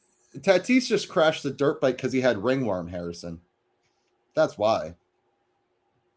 Yeah, it's got to be it. Yeah, but yeah, Greg, July 33rd. We're going with that for sure. Keep it in the month of July. Keep it rolling. But, yeah, I just, man. Oh, Jeff Kent have an incident too? Like, my God. Stay off the two-wheeled stuff if you're getting paid millions of dollars, guys. It's not hard. Call Uber. That's it. Oh, that's right. Ken and I remember the motorcycle issue. I remember that now. Crazy. Just don't. Why? Just don't do. Like we say it all the time. You sign this big contract. Like, I'm not expecting you to wrap yourself in bubble wrap and never leave the house, but can we not do stupid stuff? Can we just not do stupid stuff? That'd be great. If someone's paying me millions of dollars, I'm getting everything delivered to my house. The only chances I'm taking is going to and from the game. That's it. I'm not doing any extracurricular stuff. Is that boring? Yeah. But is my family going to be set? Yep. And am I going to be on that field every day? Yep. Right. But I'm not taking any extra chances. Like, come on. Like, I just... The Giants have bad luck in general. Nobody's getting called to the Hall of Fame from the Giants ever again. Oh, they are, weekend, man. They are in rough shape right now. Not good. Oh, man. It is tough in San Francisco. Scott, wear a cup and stay off the two-wheeled vehicles. 1,000%. I don't. It's not tough. It really isn't. But. Oh, God. Oh, man. This one might take the cake for wildest story of the year so far. It has to be. I mean, it's got to be the dumbest thing I've ever read. Like, when I read the article, I immediately sent it to you. I'm like, this has to be fiction, right? Like, how? How is this happening? Yeah. Crazy. But all right. On to out of left field discussion topics, Harrison. What do you got for us tonight? All right, I got a few that are more kind of like, obviously we got the trade deadline here that are more trade deadline focused and kind of broad. I want to just see what people think. So let's just have some fun. All right. So first one, Nick, every GM on the planet is asking themselves this question right now. But do you want a top prospect or an experienced veteran? Which one would you rather have? Now, if I'm going to quote unquote, again, I hate bringing this up, go for it, right? If I think I have a chance to win this year, like a legitimate chance to win this year, I'm taking experienced veteran all day. I know what I'm getting with this guy. If I am looking 2 to 3 to 4 years down the road, load me up with prospects, right? Then I can do my own weeding out process. And then when we're ready, I can go and get that experienced veteran. So I think it depends on where I am as a team. If I'm ready to win now, experienced veteran all the way. I know what I'm getting, right? Proven talent is better than prospective talent. So if I'm winning this year or hopefully winning this year, give me the veteran. If I'm building for 2 or 3 years down the road, give me the prospect. Fair. I was always a firm believer, and this is one of the things that Sean and I agreed on, is that, I'll take proven talent over prospective talent any day of the week. Like, give me a guy who's done it for a year or two versus the young guy who hasn't, because at least now I've got a track record. But my feeling on this has begun to shift as we've seen all these young guys come up and make like immediate impacts. Like, and so this picture, for anybody that doesn't know, this is Jesus Made of the Brewers. Who obviously has been talked about a lot at the trade deadline because he's one of the best prospects, and depending on where you look, maybe the best prospect in baseball, depending on which rankings you follow. But we've seen so many young guys come up and just make an immediate impact, which almost makes the argument of building for now with the future irrelevant. If the guy can play now, great. But I've always been a firm believer of give me the guy who's done it before versus the guy who's never done it before. and I find myself shifting back a little bit only because of the success of some of these young players. I realize some of these young players are unicorns, and not every prospect is that. Right. So like at the end of the day, I'm in the same boat as you. Like I want the guy who's done it before. But boy, seeing some of these young players come up and make immediate impacts really does make that prospect feel like less of a risk than it used to. I would agree with that. I think that's something we have talked about on this show a lot is, you know, back, heck, even 15, 20 years ago, you had one or two of these prospects like pan out and come up to the league and be really freaking good, right? Like, I mean, like the rookie of the year race was between two guys. Sometimes it was just unanimous Yeah. because there was only one rookie that was any good, Yeah. right? Only one rookie Now, played. yeah, now you have one or two guys on every team, it seems like, that are making impact. So I kind of get the shift, but still at this moment, if I'm looking to win today or this year, I have a very solid chance, a Dodgers odds up to 38% chance. If I have a 38% chance to win the World Series, I'm getting a veteran because I know what I'm getting. I know what I need to plug the hole that I got. Give me the veteran. But if I'm building for a couple of years out, give me the prospect and I can work it out. So, Yeah. yeah. And I think the experienced veteran, is it 2 years of experience or 10 years of experience? Because obviously, like, somebody who's in their mid to late 20s is different. Like that's a 5 to 10 year player. Somebody that's already in their 30s, so they're probably a 3 to 5 year player. You've got a different window of time where you're going to get, kind of peak performance. Yeah. But I do, like, I hear it in all these little fan forums and on these posts where, it's like, don't just, trade the prospect, go get the, trade, give them everybody for Skubal. It's like, well, it doesn't quite work that way.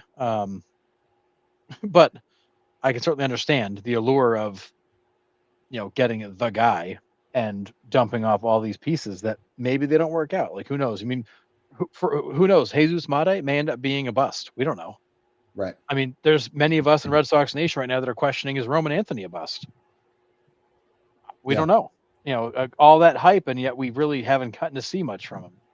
Yeah. Yeah. I want a couple of bats that know the strike zone and hit line drives. Fair. I Not mean, much to yeah, ask for. But they can be everyone, 18 or 48. I don't care. yeah. Everybody's kind of with us, right? I mean, it kind of makes sense. I'll take the experience over the youth any day, but from Tommy, Scott, but also how well has the experienced veteran done? Right. I mean, that's Fair. also fair, right? Does it plug a hole that you need? Possibly. So yeah. All right. Next one. All right. This will be a fun one. So, is it ever a good time to trade a franchise player?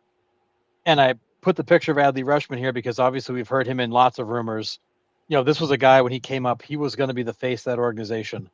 And he quickly fell out of favor with the organization. But I don't think he's fallen out of favor with the fans. So curious, just is it ever a good time to trade a franchise player? Oh, this is a hard one. And I think this could go a couple of different ways as well, for Yeah. me at least. Um, could you argue that Adley Rushman is not a franchise player anymore in Baltimore? He was, but then Basayo comes up and he gets that massive extension. Yep. Does that bump Rushman? Right? Does that make him, I've been doing the faces of the franchise post. Does that bump Adley off the face of the franchise and now it's Basayo? Well, and the other part of that too is who picks the face of the franchise? Is it the fans? Or is it the front office based on kind of who gets their attention and who gets the contract? Because I think if you ask Orioles fans, Adley is still very much the face of that franchise. Basayo's for sure, one Going of the to be. guys. But I still think Adley is viewed as kind of the that he's the face. He is the cornerstone. Yeah, but I think on-field production also matters. It does. Right? Like I could be the face of the Burlington sock puppets, right? But if I'm hitting a $125 and no homers, I have 9 RBIs. Like I could be the most popular player because what I brought to the franchise before, but I'm not doing anything now. I mean, first of all, I'm probably not tradable. Second of all, like, even though I'm still kind of the face, look at Andrew McCutchen, right? I mean, still kind of the face of that Pirates franchise, even though his production slipped quite a bit those last few years, right? Just kind of trying to hang on. So, I mean, in their prime, like I could not see, like Bobby Witt Jr.'s name has been floated out in this trade deadline, which is mind numbing to me. The Royals are never going to let him go. So, no, right? Obviously, not going to trade a franchise player of that caliber. You can't. Royals are in last place. Who's bringing people to the ballpark? Bobby Witt Jr. and nobody else. You get rid of him, you have what, 20 people walking through your gates every night next summer? Yeah, if that. Yeah. And that's probably just the wives of the players that are on the team. Yeah, right. So in that instance, like, no. And I mean, yes, this is a great point, Mike, right? The Red Sox with Devers. I would argue Devers was the face of the Red Sox at that time, but Devers also ran himself out of town and ruined his favor with the Red Sox fans. Right? So, yes, that was a good time to trade it because Devers kind of took himself out of the situation with his mouth. And Ed, yeah, Mookie Betts was not a great time to that trade was him. bad. That one still hurts a and, lot. And the thing is, Ed, to that point, like we still talk about that trade today. Yeah. And Mookie's not even playing like great anymore. Like he's clearly starting to decline, and we still talk about the Red Sox trading Mookie. Now, we understood why they did it, but it doesn't hurt less. I mean, he was supposed to be a member of the Red Sox for life. Like he was going to be a lifer. This is a very unpopular opinion I have. Very unpopular, and I know it is. I think the Mookie Betts trade was worse than the Babe Ruth trade, which is, it's crazy for me to say, right? The Babe Ruth trade happened 120 years ago, right? Mookie Betts is coming off an MVP, a World Series, Gold Glove, Platinum Glove. I mean, you just name all the accolades Mookie Betts got in 2018, and the Red Sox just went, we're not going to be able to sign you. Bye. And it's not the fact that you wouldn't be able to sign him. You just didn't give him enough money. You didn't give a homegrown perennial MVP candidate the money he wanted. I would have said, Mookie, name your price. This ain't my money. Name your price. We will sign it. That trade definitely, as you can tell, still makes me bitter. Yep. Yeah, the Red Sox offered him 10 years, 300. He wanted 12, 360. And they wouldn't give him the other 2 years. They just they felt like it was too long. Now, his performance is saying that contract was probably too long. But the last few years he's been, the first few years of that contract were great. So yeah, you win some, you lose some. Yeah. Yeah, Tommy, they traded him because they wouldn't be able to sign him. They wanted something for him. And the only thing we got left is Connor Wong. What about Nomar? Now, Nomar, I think, kind of in the same boat as Devers a little bit. It's a little bit different because the Red Sox were trying to make the trade for Alex Rodriguez, right? But then the league vetoed it. But when Nomar heard that Alex Rodriguez was going to come to Boston, he got all kind of butthurt about it. So he kind of fell out of favor with the fans there too. So it was more kind of, we brought up Nomar a lot when we were talking about the Devers situation earlier. So was it a tough trade? Yeah, it was a tough trade. All of us love Nomar. It was brutal. But the way he went out, we were just kind of like, well, yeah, we have to, right? He doesn't like it here. To me, that Nomar trade was a defining moment of both the Red Sox franchise and Theo Epstein. Mm-hmm. If the Red Sox trade Nomar and they don't win in 2004, Theo Epstein looks like a reckless fool for what he gets back. You don't trade Nomar and get Orlando Cabrera back and consider that a win. But it worked. If that trade doesn't work and the Red Sox don't win the World Series, Theo is not with the Cubs when they go to win it all. He's not with the Red Sox probably that much longer because this team probably would have fallen off. Like that trade would have completely changed the direction of him and the franchise. It worked. So he looked like a genius. Right. But I think that there's a comment before from John Temple who was talking, right here.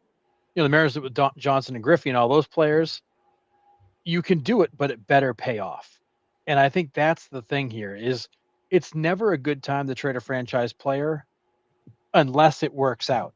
But in the moment, it's never good because the franchise player isn't picked by the organization. It's not picked by the front office. It's not picked by the ownership group. It's picked by the fans. Yeah. It's the player the fans rally around. When you trade their favorite player, like there's a hell of a lot of fallout from that. You better be right. If you're not right, as the Mariners weren't, that screws you up for a while. Like a while. It costs guys careers. Like it gets ugly fast. Yeah. But it worked. The Red Sox traded Mookie, and the team has been dog water since. It cost Chaim Bloom his job ultimately because the team never got back. So again, like, was it a good time to trade Mookie? No. Do we understand why they did it? Yes, but it didn't work out. Therefore, Chaim Bloom lost his job for it. It wasn't even Chaim Bloom's call to trade him, but it still cost him his job. Yeah. Like these trades change the direction of organizations and the careers of the guys in the front office. And sometimes the guys on the field. But yeah, true. Yeah. Tommy says, I respectfully disagree about the Mookie over Babe Ruth. Mookie Betts' trade is second to Babe Ruth. Babe Ruth did more for the Yankees than Mookie's done for the Dodgers. And I completely get that, and I get it. And if the Red Sox are still sitting here without a world championship, I would 1,000% still think Babe Ruth was the worst deal, right? I think 2004 kind of just, as a Sox fan, just caps the Babe Ruth era for me, right? Okay, we're done. The curse of the Bambino's over. It's done. It's over with. It's ancient history at this point, right? Like, again, 100+ years ago, we're just kind of closing the chapter. Now, recently, Red Sox are a semi-dynasty, if you will, right? 4 world championships from 2004 to 2018, the most in that time span. And then you trade away your homegrown perennial MVP candidate. So for me, at the spot that the franchise was in, that's the worst trade, right? So that's kind of where I am there. But I mean, I completely see where you're coming from, and you're not wrong, right? I mean, they're both pretty ridiculous, and Babe Ruth obviously brought a lot with it. He goes on, hits 714 home runs. We all know the story of Babe Ruth, but for me, winning in 04, he was pretty all right. Yeah, he was okay if you like that sort of thing. But for me, I just think that 04 was the cap to that. Okay, that's behind us completely. Yeah, it's over. Yeah. So going back to 04, did you two ever really believe in the curse of the Bambino? I don't know if I really believed in it, as more it was just like a thing. 03, I believed in it. We had it, and then Aaron freaking Boone. You look at 86, you look at 03, you look at, was it 99 or 01? One of those 2 years they're making a run and they got smoked out of the blue in the playoffs. Like it seemed like every single time the Red Sox had something good going, it got squashed in the most bizarre way. Was it 76, the Red Series, one of the best World Series ever? Yeah. Yeah, that one too. Yeah. So it didn't seem like it mattered what the Red Sox did. They just could not figure it out. Yeah. Right now, the face of the Phillies is Bryce Harper. Do the Phillies re-sign him in 2031 when he's 38 years old, or do they thank him for his years of service and move on? I think he's out of Philly before that, especially if they don't win. Yeah. I think they deal him out. So. Yeah, I think Bryce is the guy that when the time comes, you just thank him for service and send him on his way, whether that's via trade or if that's, the contract just gets to the end. He's going to be a hard guy to trade as the years go on, but I think that I think that the relationship with Philadelphia is beginning to fray. Yeah.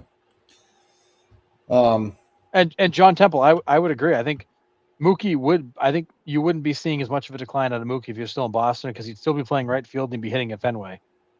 Him now playing shortstop, I think, has messed him up a little bit. That ballpark is not a hitter's ballpark. That's definitely taken some of his offensive numbers away. I just think it's not been the best fit for him, but he's won. I think that's what he wanted.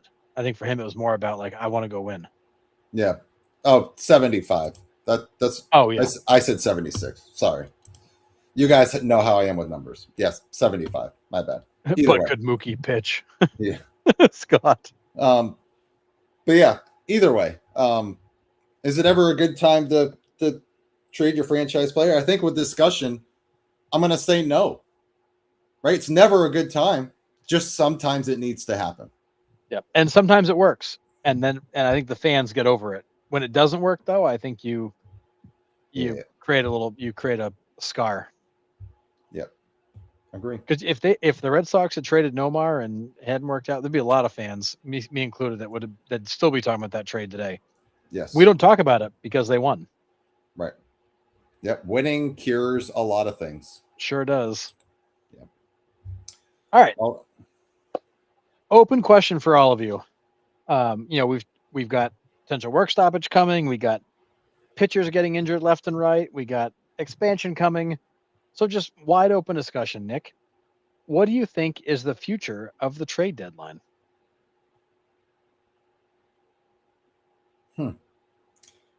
It's an interesting question. Because I do, and I'll give you a second to think. I do wonder how this gets changed when you've got more teams, you got expansion. You could have playoffs that are bigger. You could have complete realignment. You also have to deal with all these injuries. Do you have to find ways to create more roster flexibility for teams? Like what happens with all of these moving parts over the next 5 years? And what does the deadline become? Well, I think you do. This is the latest the trade deadline's been in years, Yep. right? August 3rd. It's usually July 31st, hard stop, right? So this is the latest it's ever been. Do we see it get moved back again in this next CBA? This would be the time to change it. Does it go till August 14th, August 15th, right? Get them right in before, you have to be playoff eligible, which you have to be on the roster that last week of August, I believe. Right? Or is it September 1st? I think it's 9-1. I think it's September 1st. You have to be on the roster to be eligible for the playoffs. So, yeah, I think you make it August 14th, August 15th, right smack dab in the middle of that month. When you add two more teams, put in the CBA when we get the expansion teams, trade deadlines move to August 15th. Right now, I think it's fine. Right? We have a pretty good idea of who's buying, who's selling. 1917, the trade deadline was August 20th. Wow. All right. You would know that, Michael. Yeah. Yeah. He was what, 22, I think, in 1917. So that makes sense. Probably a season ticket holder back then. Yeah. Yeah. He got his seats for 2 cents. But yeah. Season tickets were $2 back in my day. God. Yeah. That's when I was making a quarter a week, man. Yeah. But yeah, I just think mail on horseback. Anyways. Yeah, I think when you get those two extra teams in, you expand the deadline to middle of the month, and see where teams are at that point. We'll have a pretty clear picture of who's in it, who's not. Then you really might start to see a flurry of activity, right? It gives those teams an extra 3 weeks to really see where you're at. So, yeah. I see it as middle of the month as the future trade deadline with two expansion teams. So let me ask a question, because I've been scratching at this for a little bit, putting these together. Is there a scenario in which there is no longer a trade deadline? So keep in mind, if you're not on the roster by 9-1, you're not playoff eligible. That's fine. But if a team wants to make a trade in the middle of September because they it's not a good fit. They got like, would you still stop them? Or would you just be like, look, you can make the trade, but they can't be on the roster. But if you're down a body, you got to make the playoffs. Maybe you'd want to do that. I mean, obviously, you'd have to worry about like our teams tanking and dumping. But if they want to dump players they don't want, it's not like they're going to get nothing in return. Like, it's not like it's a fantasy football league where I'm just like throwing the guys in the free agent and let people go crazy for them. Like, is there a world where you don't need a trade deadline anymore? I mean, I can see what you mean, but I think you're just asking for a lot more issues than you might already have. I think you keep a deadline. I think you have to for that exact reason. Just teams last minute trying to ditch guys on other teams. And like think about it. If you are a guy and you get traded mid-September with 2 weeks left, that's out of your control unless you have a no trade clause, right? Mm-hmm. Out of your control. You just sent me to a playoff team to play 2 weeks, and now I have to go home while the team goes on to the playoffs. Yep. That would be brutal. It would be brutal, but if that team is down a body because of an injury in September and they need somebody to get to the playoffs, would they be willing to trade a prospect for a starting pitcher to get him into the playoffs? That's what the minor leagues are for, man. Bring a guy up and fill the hole. I know, but do you want a playoff race determined by a AAA pitcher making a spot start because one of your guys gets hurt? If that costs you the playoff race, then you're just not the team that should enter the playoffs. There has to be a deadline. I cannot see a world where there isn't a deadline. That's all. I think it's got to be mid-August. I mean, I totally see your point, right? Like, if you lose a guy with 2 weeks left to go, like you need to keep the momentum going. You would like a bona fide veteran, like we've been talking about, to fill that spot, right? And know that they can get us there. But then what? Like, you still have the injury in the playoffs, but you don't have anybody to plug it.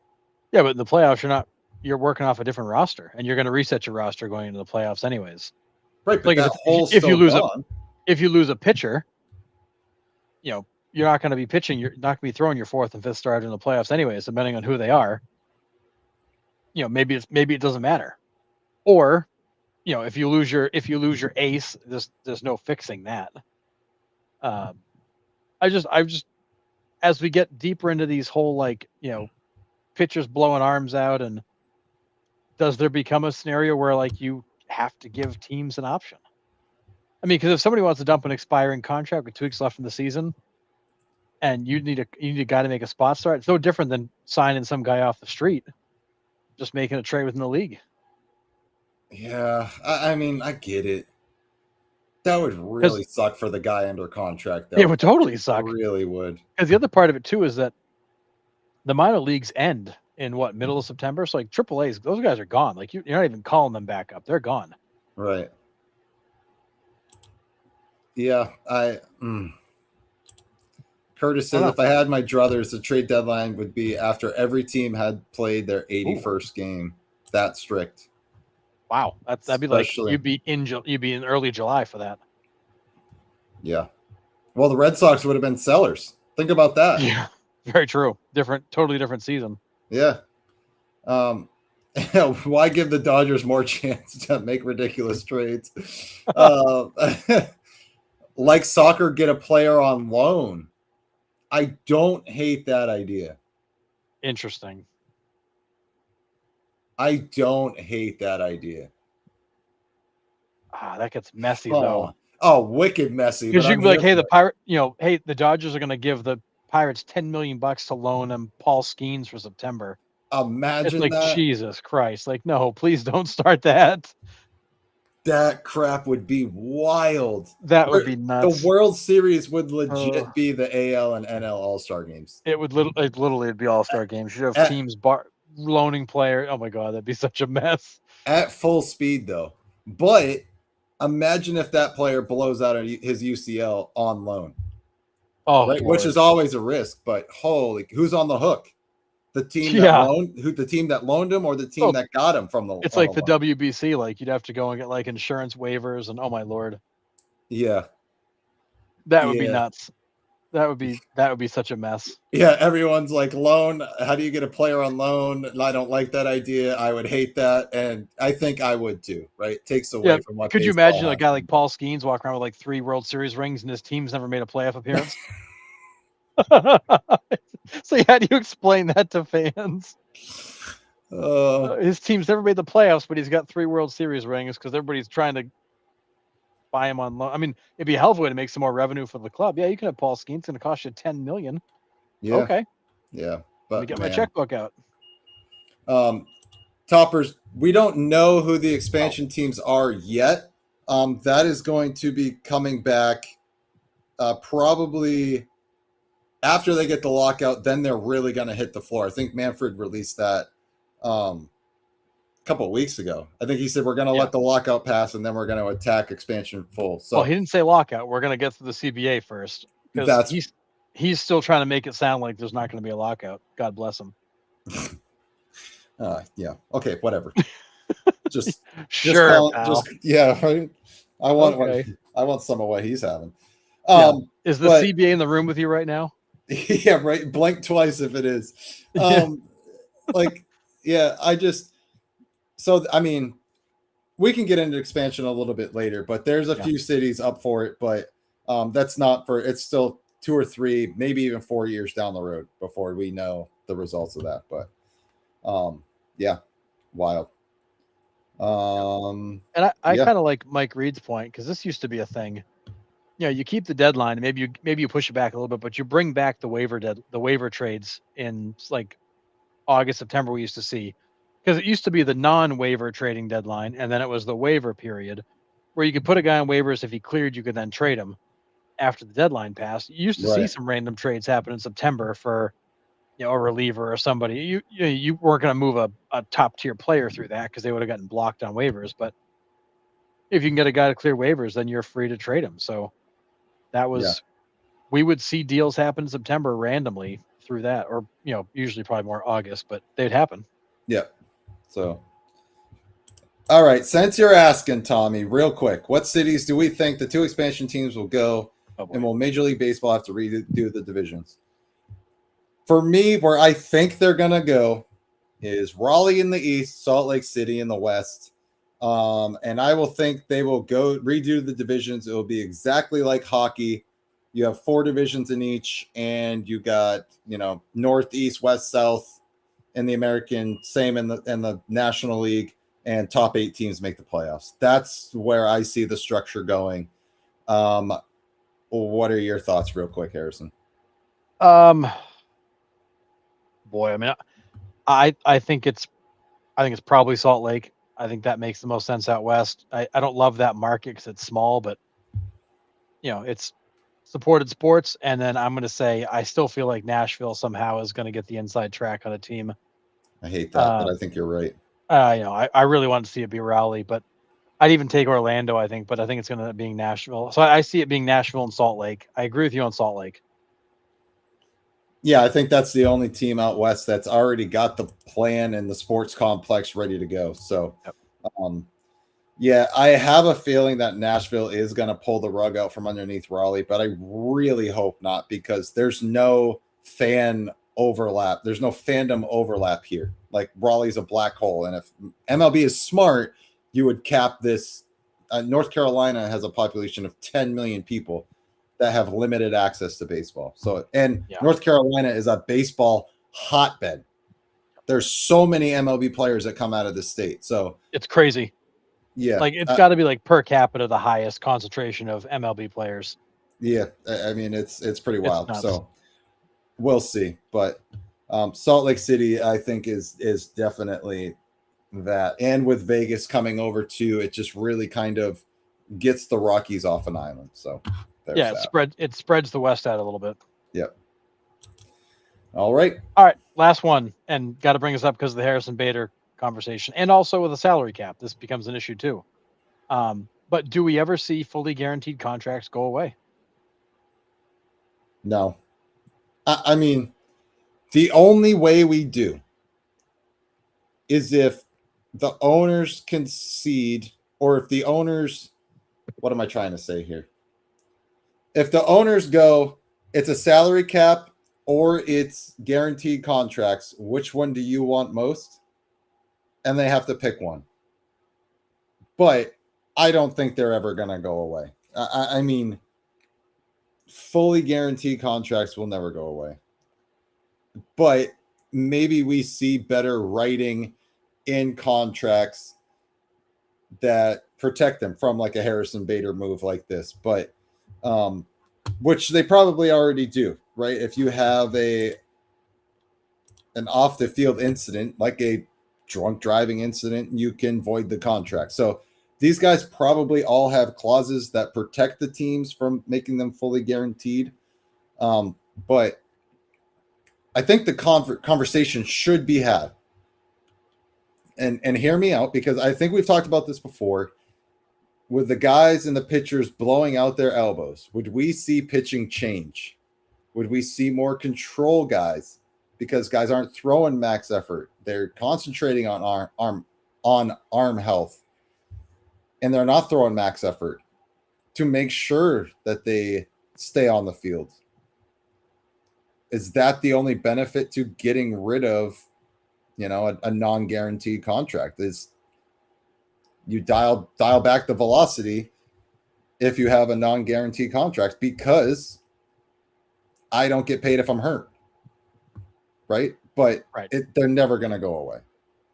Right. That's where, like in a salary cap world, it's really hard to have fully guaranteed contracts, because like sometimes you got to cut a guy to get under the cap, and you can't do that with a fully guaranteed contract. You're stuck. Like you got no outs. Even if you DFA a guy and cut him, you still got to pay him. So I think guaranteed contracts in the salary cap world become incredibly difficult to work with.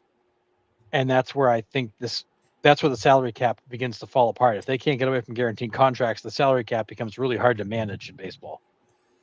However, if you have language in there, like for instance, Harrison Bader, you do something stupid, we can stop paying you, we can prorate it.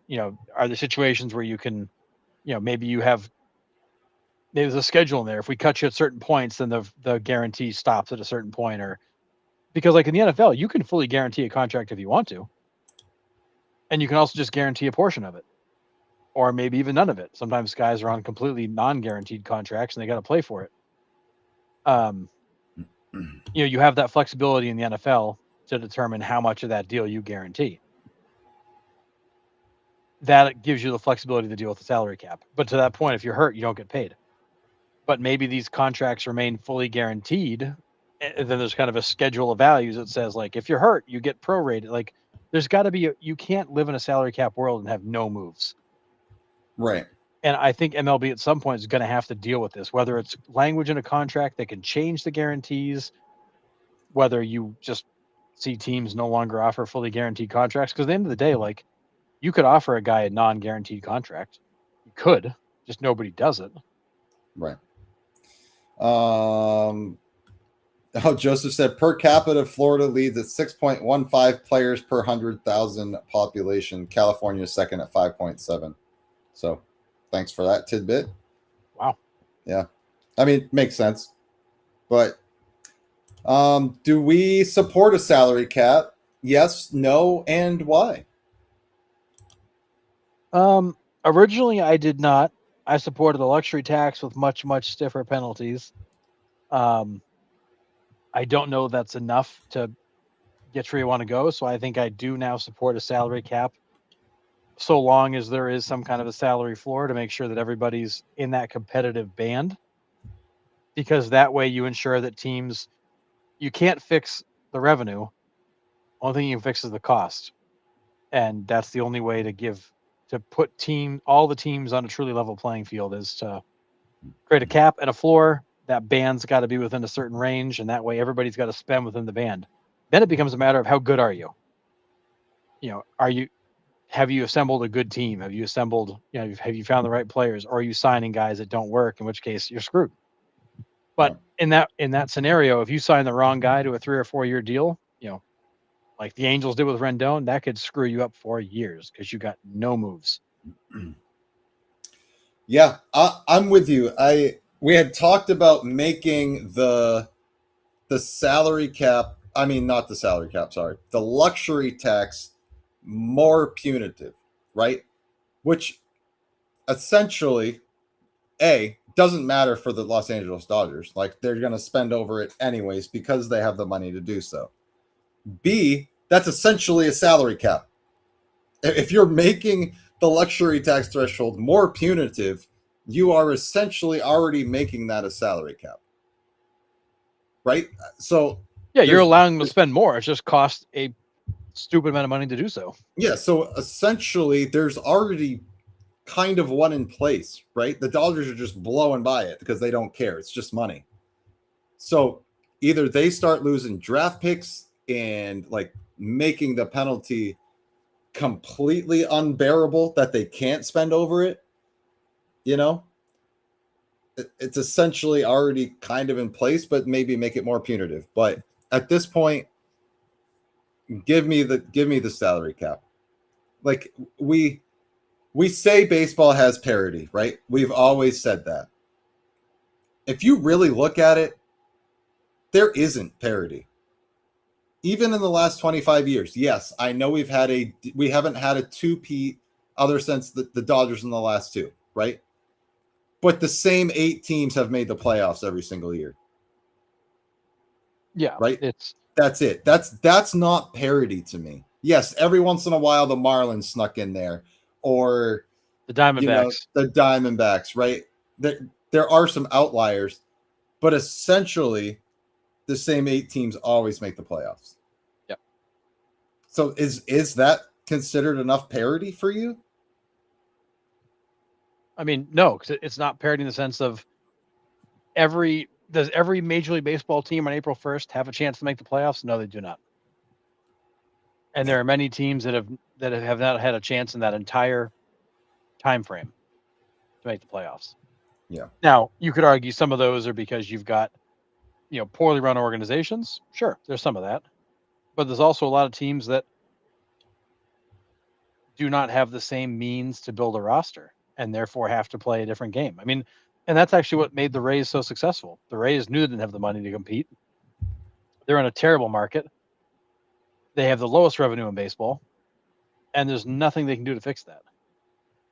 No. So they had to go and basically draft and develop, and that's what they've done. Yeah. Every other professional league has a salary cap. Why can't baseball follow suit? Now, baseball's in a unique situation, right? They've never had one. They fought their asses off for free agency. They got it. And ever since then, they've been the strongest union in sports, right? And I honestly don't think it's close. I don't think they're willing to give that up, right? No, they're just not. The 94 strike was largely related to the talk of a cap. Yeah. So if that comes up, do the players strike at the end of this season? Do we see that? Is the MLB being careful about using the cap or bringing it out or pushing it this early in fear that the players are going to strike? Well, the players won't get a chance to strike because when the CBA expires, they get locked out. Well, right, but can't they strike before the CBA expires? I mean, they could. Once the CBA expires, it's not a really move. a strike anymore. Right. But yeah, I mean, you also run the risk of the players just never wanting to agree to that, and then you've got to make a decision. What happens with baseball? Is that really the hill you're going to die on? If that's the case, are we talking about replacement players? Are we talking about losing an entire season? Are we where does this end up? Yeah. And if you're the players, do you want to lose another season? If you're guys like Aaron Judge and Bryce Harper, and you already lost a huge chunk of 2020, you lost some of 2021 with the other lockout. Do you want to lose more time? The Father Time is undefeated, and that clock is ticking. Yeah. The more games you miss, the shorter your career is. Just think about that, right? Aaron Judge we had tried to predict his home run count, his career home run count. He lost 2020, right? Other than you got 60 games, like woohoo, right? You've lost most of this year due to injury. You're gonna lose next year, possibly. Where does that put him in Yankees lore? Never mind MLB lore. He should probably be towards the top after his career's over, but he's not going to have the numbers. Does that also affect his Hall of Fame status? If he doesn't hit those big milestone numbers, he never had the opportunity to. Not necessarily his fault, but that sucks, man. That's terrible. It's a combination. And how many of these guys are willing to sit out more games and before they realize, like, I need to get out there. Yeah. Tommy asks, is there a world where the MLBPA is so against the salary cap that we lose more than one season? Yeah. Yep. Absolutely. If both sides dig in and they said, we're not moving, they're not moving, we'll try again in 2 weeks. And they come back and it just keeps rolling down the calendar. Yeah, there is a world where we don't have baseball for more than a year. It's crazy. Yeah. This lockout's going to last as long as both sides can hold out. The minute one side gets weak and blinks, that's when you're going to see progress. But if these teams are building financial war chests so they can absorb the time off, and whoever can last the longest is going to win. Yeah. And that might mean a whole season. Yeah. I mean, I can't imagine they'd let it get to the point where it takes up more than one, but I think it could eat up most of, if not all of one. Yeah. Curtis says they never ever want to have a 94 strike, the greatest what if season in sports history. You're not wrong. Yeah, and Al, I'm with you, right? He will be in the Hall of Fame. Aaron Judge, no doubt, one of the best players of this era. I'm not taking that away from him. His prime years have been insane. Completely agree. I'm just thinking more of like the milestone numbers that Aaron Judge would have reached if we have a full season in 2020. If we have a full season in 2027, but we lose it, right? Like those are 2 full seasons where he could have racked up, let's be honest, another 120 homers plus. And he's lost those. So that's the tough part of his career. But I agree. Most likely he still gets in the Hall of Fame because of his prime years and what he's meant to the game. But yeah, it's not a question of does he get in the Hall of Fame. It's a question of like, where does he land in Yankee lore? Yeah. Like, would he have been, on the Mount Rushmore of Yankees if not for all those things? And now he's just like one of the top 10 guys. Like, where does, how much of what's happened does that influence his, kind of final legacy with the Yankees? Yeah. And the players won't cave, he said also, Al, in his honest opinion. Now, the only way I see the players caving is if the owners just completely hold out for an entire season. At some point, the players have to cave because it's not just the top 1% making millions and millions of dollars that this affects. It also affects the guys that are making league minimum.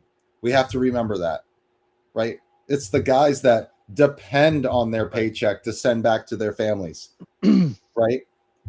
That's 99% of the league. Yep. Right. We always think about these negotiations and the fact of the high end guys, right? The top 1% guys. At least I do naturally in my head. That's where my head goes. And we often forget about the guys making minimum wage. Yeah, I say minimum wage. It's, $780 or whatever the number is, right? Still a big chunk of money. But a lot of those guys are depending on that money to come in. And when it stops, that's where I see the MLBPA being like, all right, my guys are done losing money. They're seeing money just, being left out on the field. They're not allowed to go get it. So let's make this happen. But when you start throwing around the salary cap, I see them digging in. I really do. But yep. All right. Yeah, and I feel worse for all the people who support games, concessions, etc., that will lose their jobs. Yeah, there's that part of it too. Yep. It sucks. Yeah. I mean, and think about like all the small businesses around ballparks that support all that traffic. Hotels, Yeah. restaurants, bars. The I mean, Battery in Atlanta. yeah. I mean, that's going to be a massive blow to entire areas. It was really cool to see a lot of the players help support the concession people and the workers in the stadium during COVID. That was awesome. Like Yes. some players started like donated some of their checks to those guys. That was really cool. But yeah, insane. But all right, let's move on to trivia. All right. We got to finish our top fives. We're moving on to the East now. This is the last round of these. So we're Okay. going to go to the top five for each team. Tell me who is missing. Okay. All right. Who are the top five players in Tampa Bay Rays history? Number one is Evan Longoria. Number two is Carl Crawford. Number three is this guy. Number four is Kevin Kiermaier. And number five is David Price. Who is the third best player in Tampa Bay Rays history?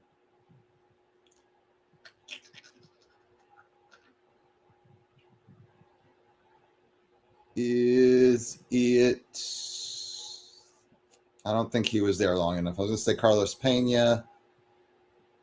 My guess is Zobrist. That's my guess.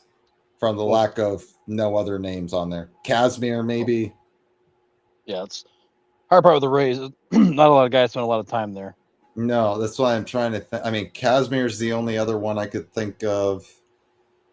Is it Junior Caminero already? I mean, Yandy Diaz could be it up won't there. be long. Yeah, my guess is Zobrist here. Everyone else is kind of with me. Who is it? It is Ben Zobrist. Nice. Yeah. Zobrist was there a little bit longer than I think I even remembered him being there. He was super effective. Yeah. Yep. That went Chicago and won the World Series. So yeah, not bad. Nope. All right. Who are the top five players in Baltimore Orioles history? Number one, Cal Ripken Jr. Number two, Brooks Robinson. Number three, Jim Palmer. Number four, Eddie Murray. And number five is this guy, who is the fifth best player in Orioles history.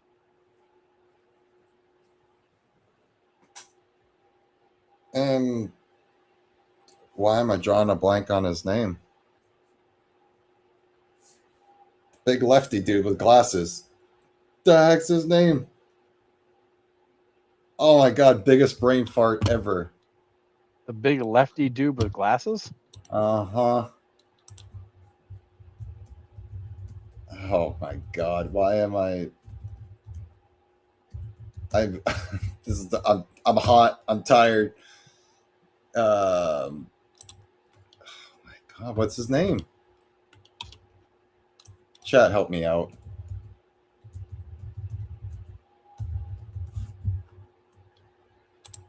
Oh my goodness. Boog Powell? Yes, thank you. My god.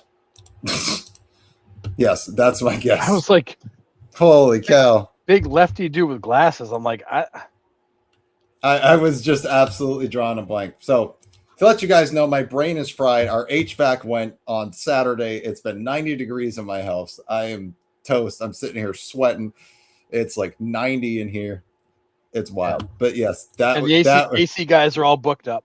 Yeah, until tomorrow. So probably during the live stream tomorrow, there's going to be a big trade that happens, and I have to be outside helping the HVAC. So, yeah, my guess is Boog. Frank Robinson's a great guess. George Sisler's another good one if we're going all the way back to the Browns. Those are all good choices, but it's not any of them. It's not any of them. Nope. Is it Brian Roberts, for crying out loud? No, but that'd be awesome if it was. It's Nick Markakis. I mean, it was a trick. Is it Frank Robinson? It's not. It's a pitcher. Mike, I'm going to mess it up. Kuyar. McNally. No. This guy also pitched for the Yankees. We saw him pitch a lot. Oh, my Jesus. Mike Mussina. Yes, sir. Yep. The Moose. I mean, I get it. He had a good career there. He did. Yeah.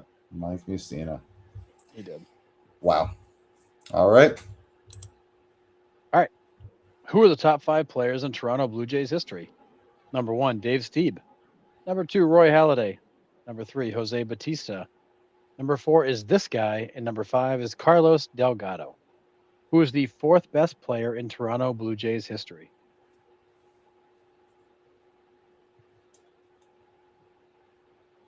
Might be a weird guess, but I'm going to go Edwin Encarnacion. He had some massive years for them. That's a great guess. It's not him, but Encarnacion is further up the list than I thought he'd be. He did have some pretty big seasons for them. I mean, was Joe Carter there long enough? Not Joe. Joe Cata. Tony Fernandez is a very solid guess, Curtis. Very solid guess, because that's who it is. Nice job, Curtis. Good pull. Yeah, nice. It is Tony Fernandez. Good one. Alomar, not bad either, Al. That's a great guess. Played for too many other teams, for sure. That's the problem. Yep. All right. Who are the top 5 players in Boston Red Sox history? Number 1, Ted Williams. Number 2, Carl Yastrzemski. Number 3, Roger Clemens. Number 4, Wade Boggs. And number 5 is this guy. Who is the 5th best player in Red Sox history?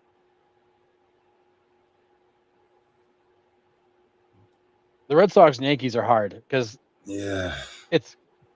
there's so many guys, but with all that history, but there's like clearly 5 guys that belong in this list. Like, it's hard to hide any of them because they all feel obvious. Yeah, everyone's going Ortiz here. I was thinking Bobby Dorr too, but then you got Dwight Evans, you got Jim Rice, Fred Lind. Like, who do you throw in the bottom there? There's so many great choices. Just for Tim Wakefield, love that pick, but I don't think it's not Wake, but I love Wake. I think I'm going with the Dewey Evans people, although I think it's probably Rice, but I'm gonna go Dewey. So we got Rice. Oh, go ahead. You would be right. Okay. I mean, it must be close between him and Rice. It is. Numbers like 4 through like 8 or 9 are all pretty close. Yeah. So Ortiz right off the list, probably there. Yeah, he's in that group. Mm-hmm. You know, Pedroia is just outside of that group, and his career was short. Yeah, crazy. All right. Who are the top 5 players in New York Yankees history? Number 1, Babe Ruth. Number 2, Lou Gehrig. Number 3, Mickey Mantle. Number 4 is this guy, and number 5 is Derek Jeter. Who are the 5 best players in Yankees history? I mean, DiMaggio, Whitey Ford, Yogi,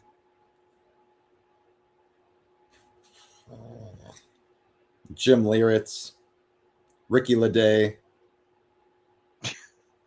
Hideki Matsui, Jacoby Ellsbury. I was going to say Jacoby Ellsbury was where I was going to go next. Mattingly.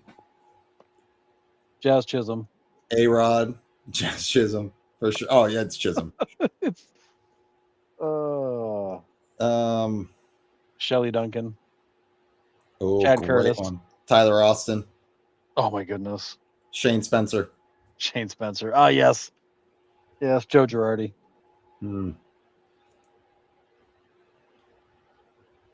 Yeah, I should be Paul O'Neill for his soccer skills. Yeah, but he was with Reds when he did that. But I know. Fine. It's hard to not go to Maggio here for me, but I'm thinking Whitey Ford, how good he was. It's got to be Ricky. I mean, probably not wrong. I'm going to go to Maggio. What the heck? That'd be a good guess because it is Joey D. Okay. Talk about overthinking a question. Yeah. Well, that's the thing. I felt like this one was like obvious, and I'm like, then you throw all these other names out. I'm like, oh yeah, I guess you can make a case for all those other guys too. Yeah. So, yeah. But again, probably 1 through. I mean, well, not Babe Ruth and Lou Gehrig, obviously, but the other guys are probably semi bunched up there in the stat that, you know. Yeah, and for the Yankees, it goes for quite a ways. It's like the top 12 guys are all pretty close. Yeah. Well, except for Ruth, he's through the roof. But Well, yeah, fine. Ruth's on his own level, and Gehrig is pretty hard to reach. But Yeah. all right, who are the top 5 players in Atlanta Braves history? Number 1, Hank Aaron. Number 2 is this guy. Number 3 is Eddie Matthews. Number 4 is Warren Spahn, and number 5 is Phil Niekro. Who is the second best player in Braves history?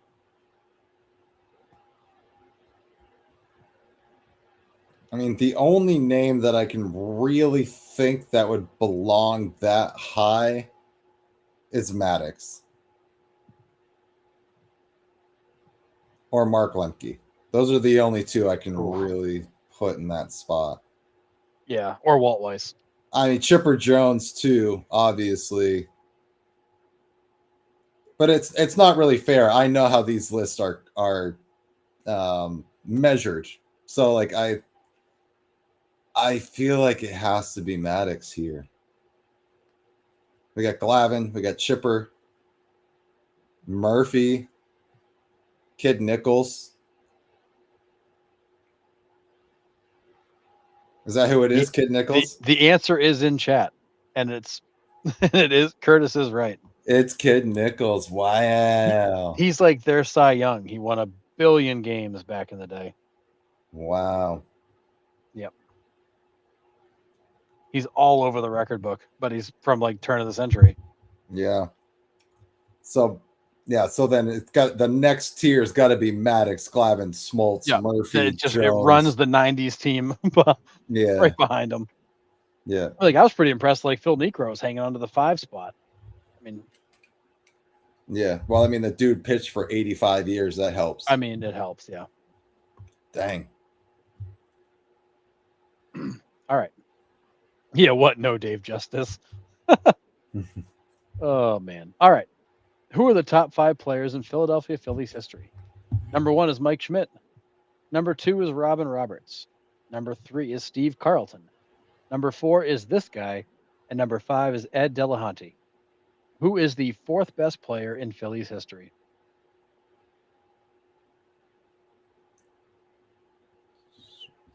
Mike Reed, pretty sure I know how these lists are made, and I don't like it. Yeah. I do like it for that reason. Yeah, a lot of people don't, but Harrison loves it. Schmidt, Roberts, Carlton.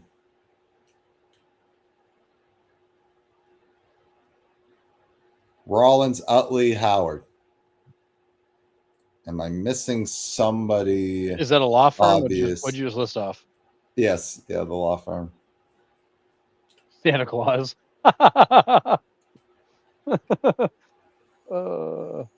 Yeah, I think I'm leaning towards Utley here as well, Curtis. I don't think Rollins quite had the stat because there was a lot of other guys that were good during his time that might have been giving it away. But I'm going to go Utley.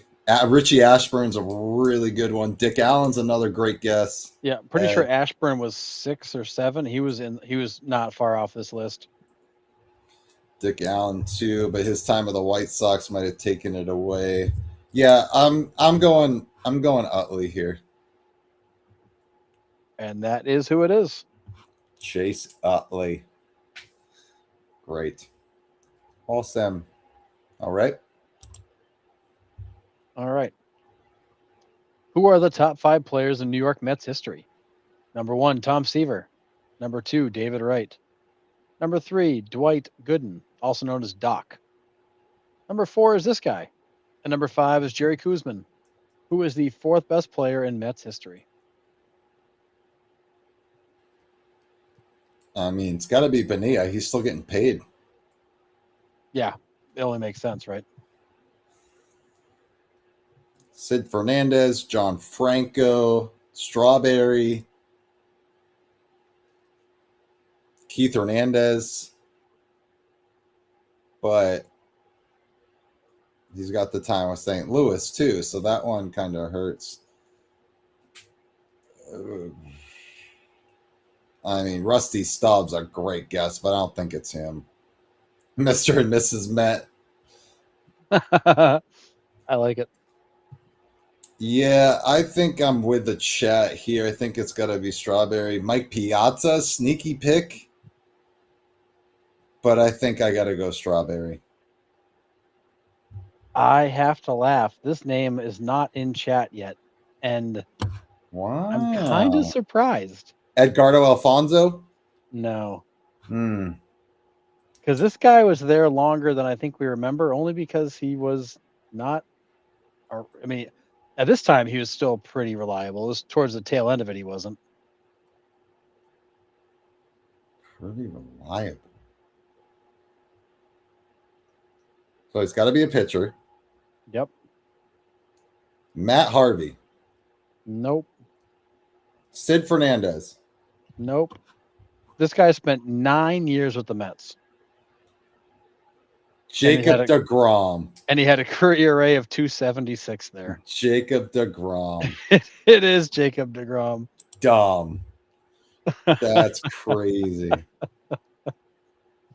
Wow. It is Mr. deGrom. Ew. I know. That's why I picked him. Ew. All right, moving on. All right. Who are the top 5 players in Miami Marlins history? Number 1, Giancarlo Stanton.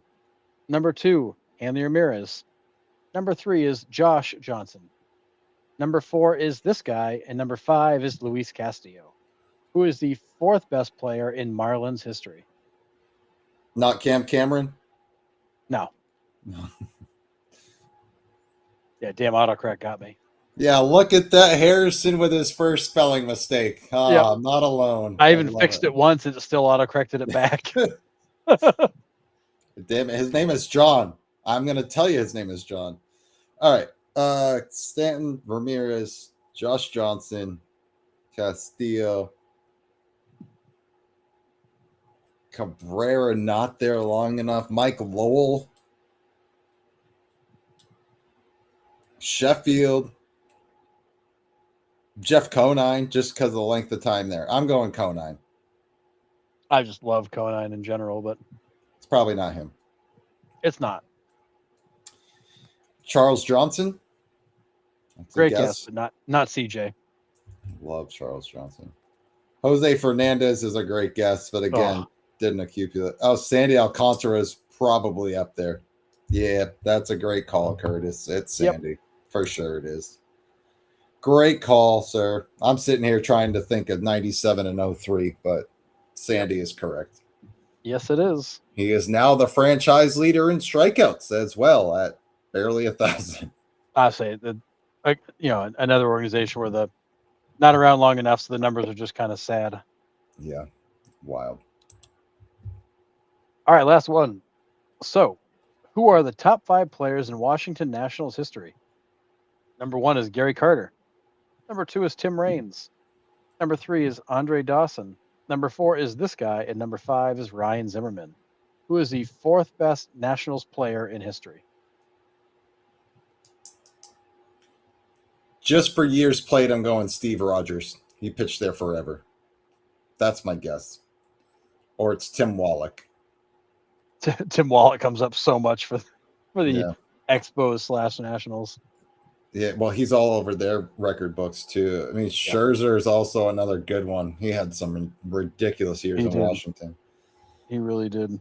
Yeah, I'm going to go Steve Rogers as my guess just because of he only pitched for the Expos. We got Rendon. Vlad Guerrero Sr., another great guess, Mike. Yeah, Vlad's a good guess. We got another vote for Steve Rogers. Henry Rodriguez. Yeah, we are counting time in Canada as well because Gary Carter's on there, so it has to be. So same thing with Raines. I mean, look at this top list. It's Expos. I will say number 4 is Expos. Number 5 is Nationals. All right, so then it's Mark Grudzielanek or Mike Lansing. So it's definitely Lansing. I know you're excited for that. Yep. Yeah, I'm going Steve Rogers here. I think he's the only one that fits for me. And it is. Okay. Yep. Nice. Dennis Martinez, Al. Yeah, another great one there. But again spent. So now that we have finished all those top 5 lists, Harrison, officially, how did you rank them?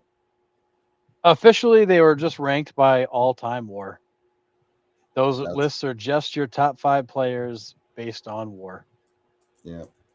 And we didn't tell you because people in the comment section get all crazy about it. But yeah, it's war. Mike's got it as well. Yep. Yeah, it was war. Yep. It's WAR. So I agree with some of your guests. I would agree. I would put them in, the all-time Mets lineup, right? But they've played other places, so I knew it couldn't be them because their WAR doesn't count for those places. So, but yeah, and take it or leave it. WAR's here to stay, I think, and I know people hate it, but some people love it. But Sean Temple, I knew it. You did. yeah, yeah. Some people like WAR. Some people hate it. I get it. Right? It's not a stat we all grew up with. It's fairly new. It's not perfect. It's the best thing we've got to measure across eras. Yeah. So, but it ain't perfect. No. All right. Tomorrow, noon to probably about 6:30, right? Trade deadline wraps up at 6. I'll probably stay on until 6:30 to kind of recap the day. And sometimes trades like kind of trickle in a little bit past 6 o'clock. They get in right before the deadline. So I will be on from 12 to 6:30 ish. So other podcasts and followers will join throughout the day. I'm sending out the link. I don't know if Harrison's going to pop on at any point. He's probably an adult and has stuff to do, but I'm going to try. I'll be running around a little bit tomorrow, but I'll try. Yeah, so awesome. But I know I have Rob from Highlights from Low Lifes coming on. I think there's a couple of guys from NYMLB Talk that might pop in here or there. And maybe Jason from Romantic About Baseball. We'll maybe see if Nico comes in. But yeah, I'm just kind of throwing it out to our baseball community. If you want to come on and just talk baseball with us, you are more than welcome. Just send me a message in the chat, and we would love to have you on. I got a couple things planned throughout the day to talk about with these guys as news kind of rolls in. Hoping it's not a dud. I hope we have a little bit of movement that we can talk about it, break it down. But if not, I got some fillers in, so that we can bring up. But yeah, I will be on from 12 to 6:30, just kind of recap, and maybe the morning pops off too. So we'll have stuff to cover as soon as we hop on at noon. Like I said, I do have the HVAC guy coming as well, so I might have to take a little bit of a break to deal with that. If he's a baseball fan, maybe he can be a guest. Yeah, right. That'd be kind of cool. But yeah, so I will have to handle that at some point. I'll probably leave the stream running with a slide that just says "Be right back." But either way, 12 to 6:30 to run through all the stuff that is trade deadline tomorrow. Excited for that. So check us out. I know a lot of you are probably working adults. So just check in when you can. I will be here. Just don't get caught watching it at the desk. Otherwise, tune in. Yeah, whatever. That's fine. But yeah, that's all I have for tonight, Harrison. Do you have anything else to add going into tomorrow? Kind of a long one here. That is it. Hopefully we see some more activity. Yeah, absolutely. So yeah, that's we're at 2 hours and 45 minutes. Yeesh. Wow. Yeah, long one. Yep. All right. So I'll be on, like I said, tomorrow, noon o'clock shop, Wicked Shop, guys. I'll be there. Wicked Shop right at noon. All right. So check in if you can. If not, we will see you guys on Thursday, and we'll recap everything Thursday as well. But hopefully see you guys tomorrow to check in, and I hope you have a good night. Hope your teams get what they need. Happy Merry Christmas in August to your teams, hopefully. And we will see you guys tomorrow. And if not, we'll see you Thursday, 9 p.m.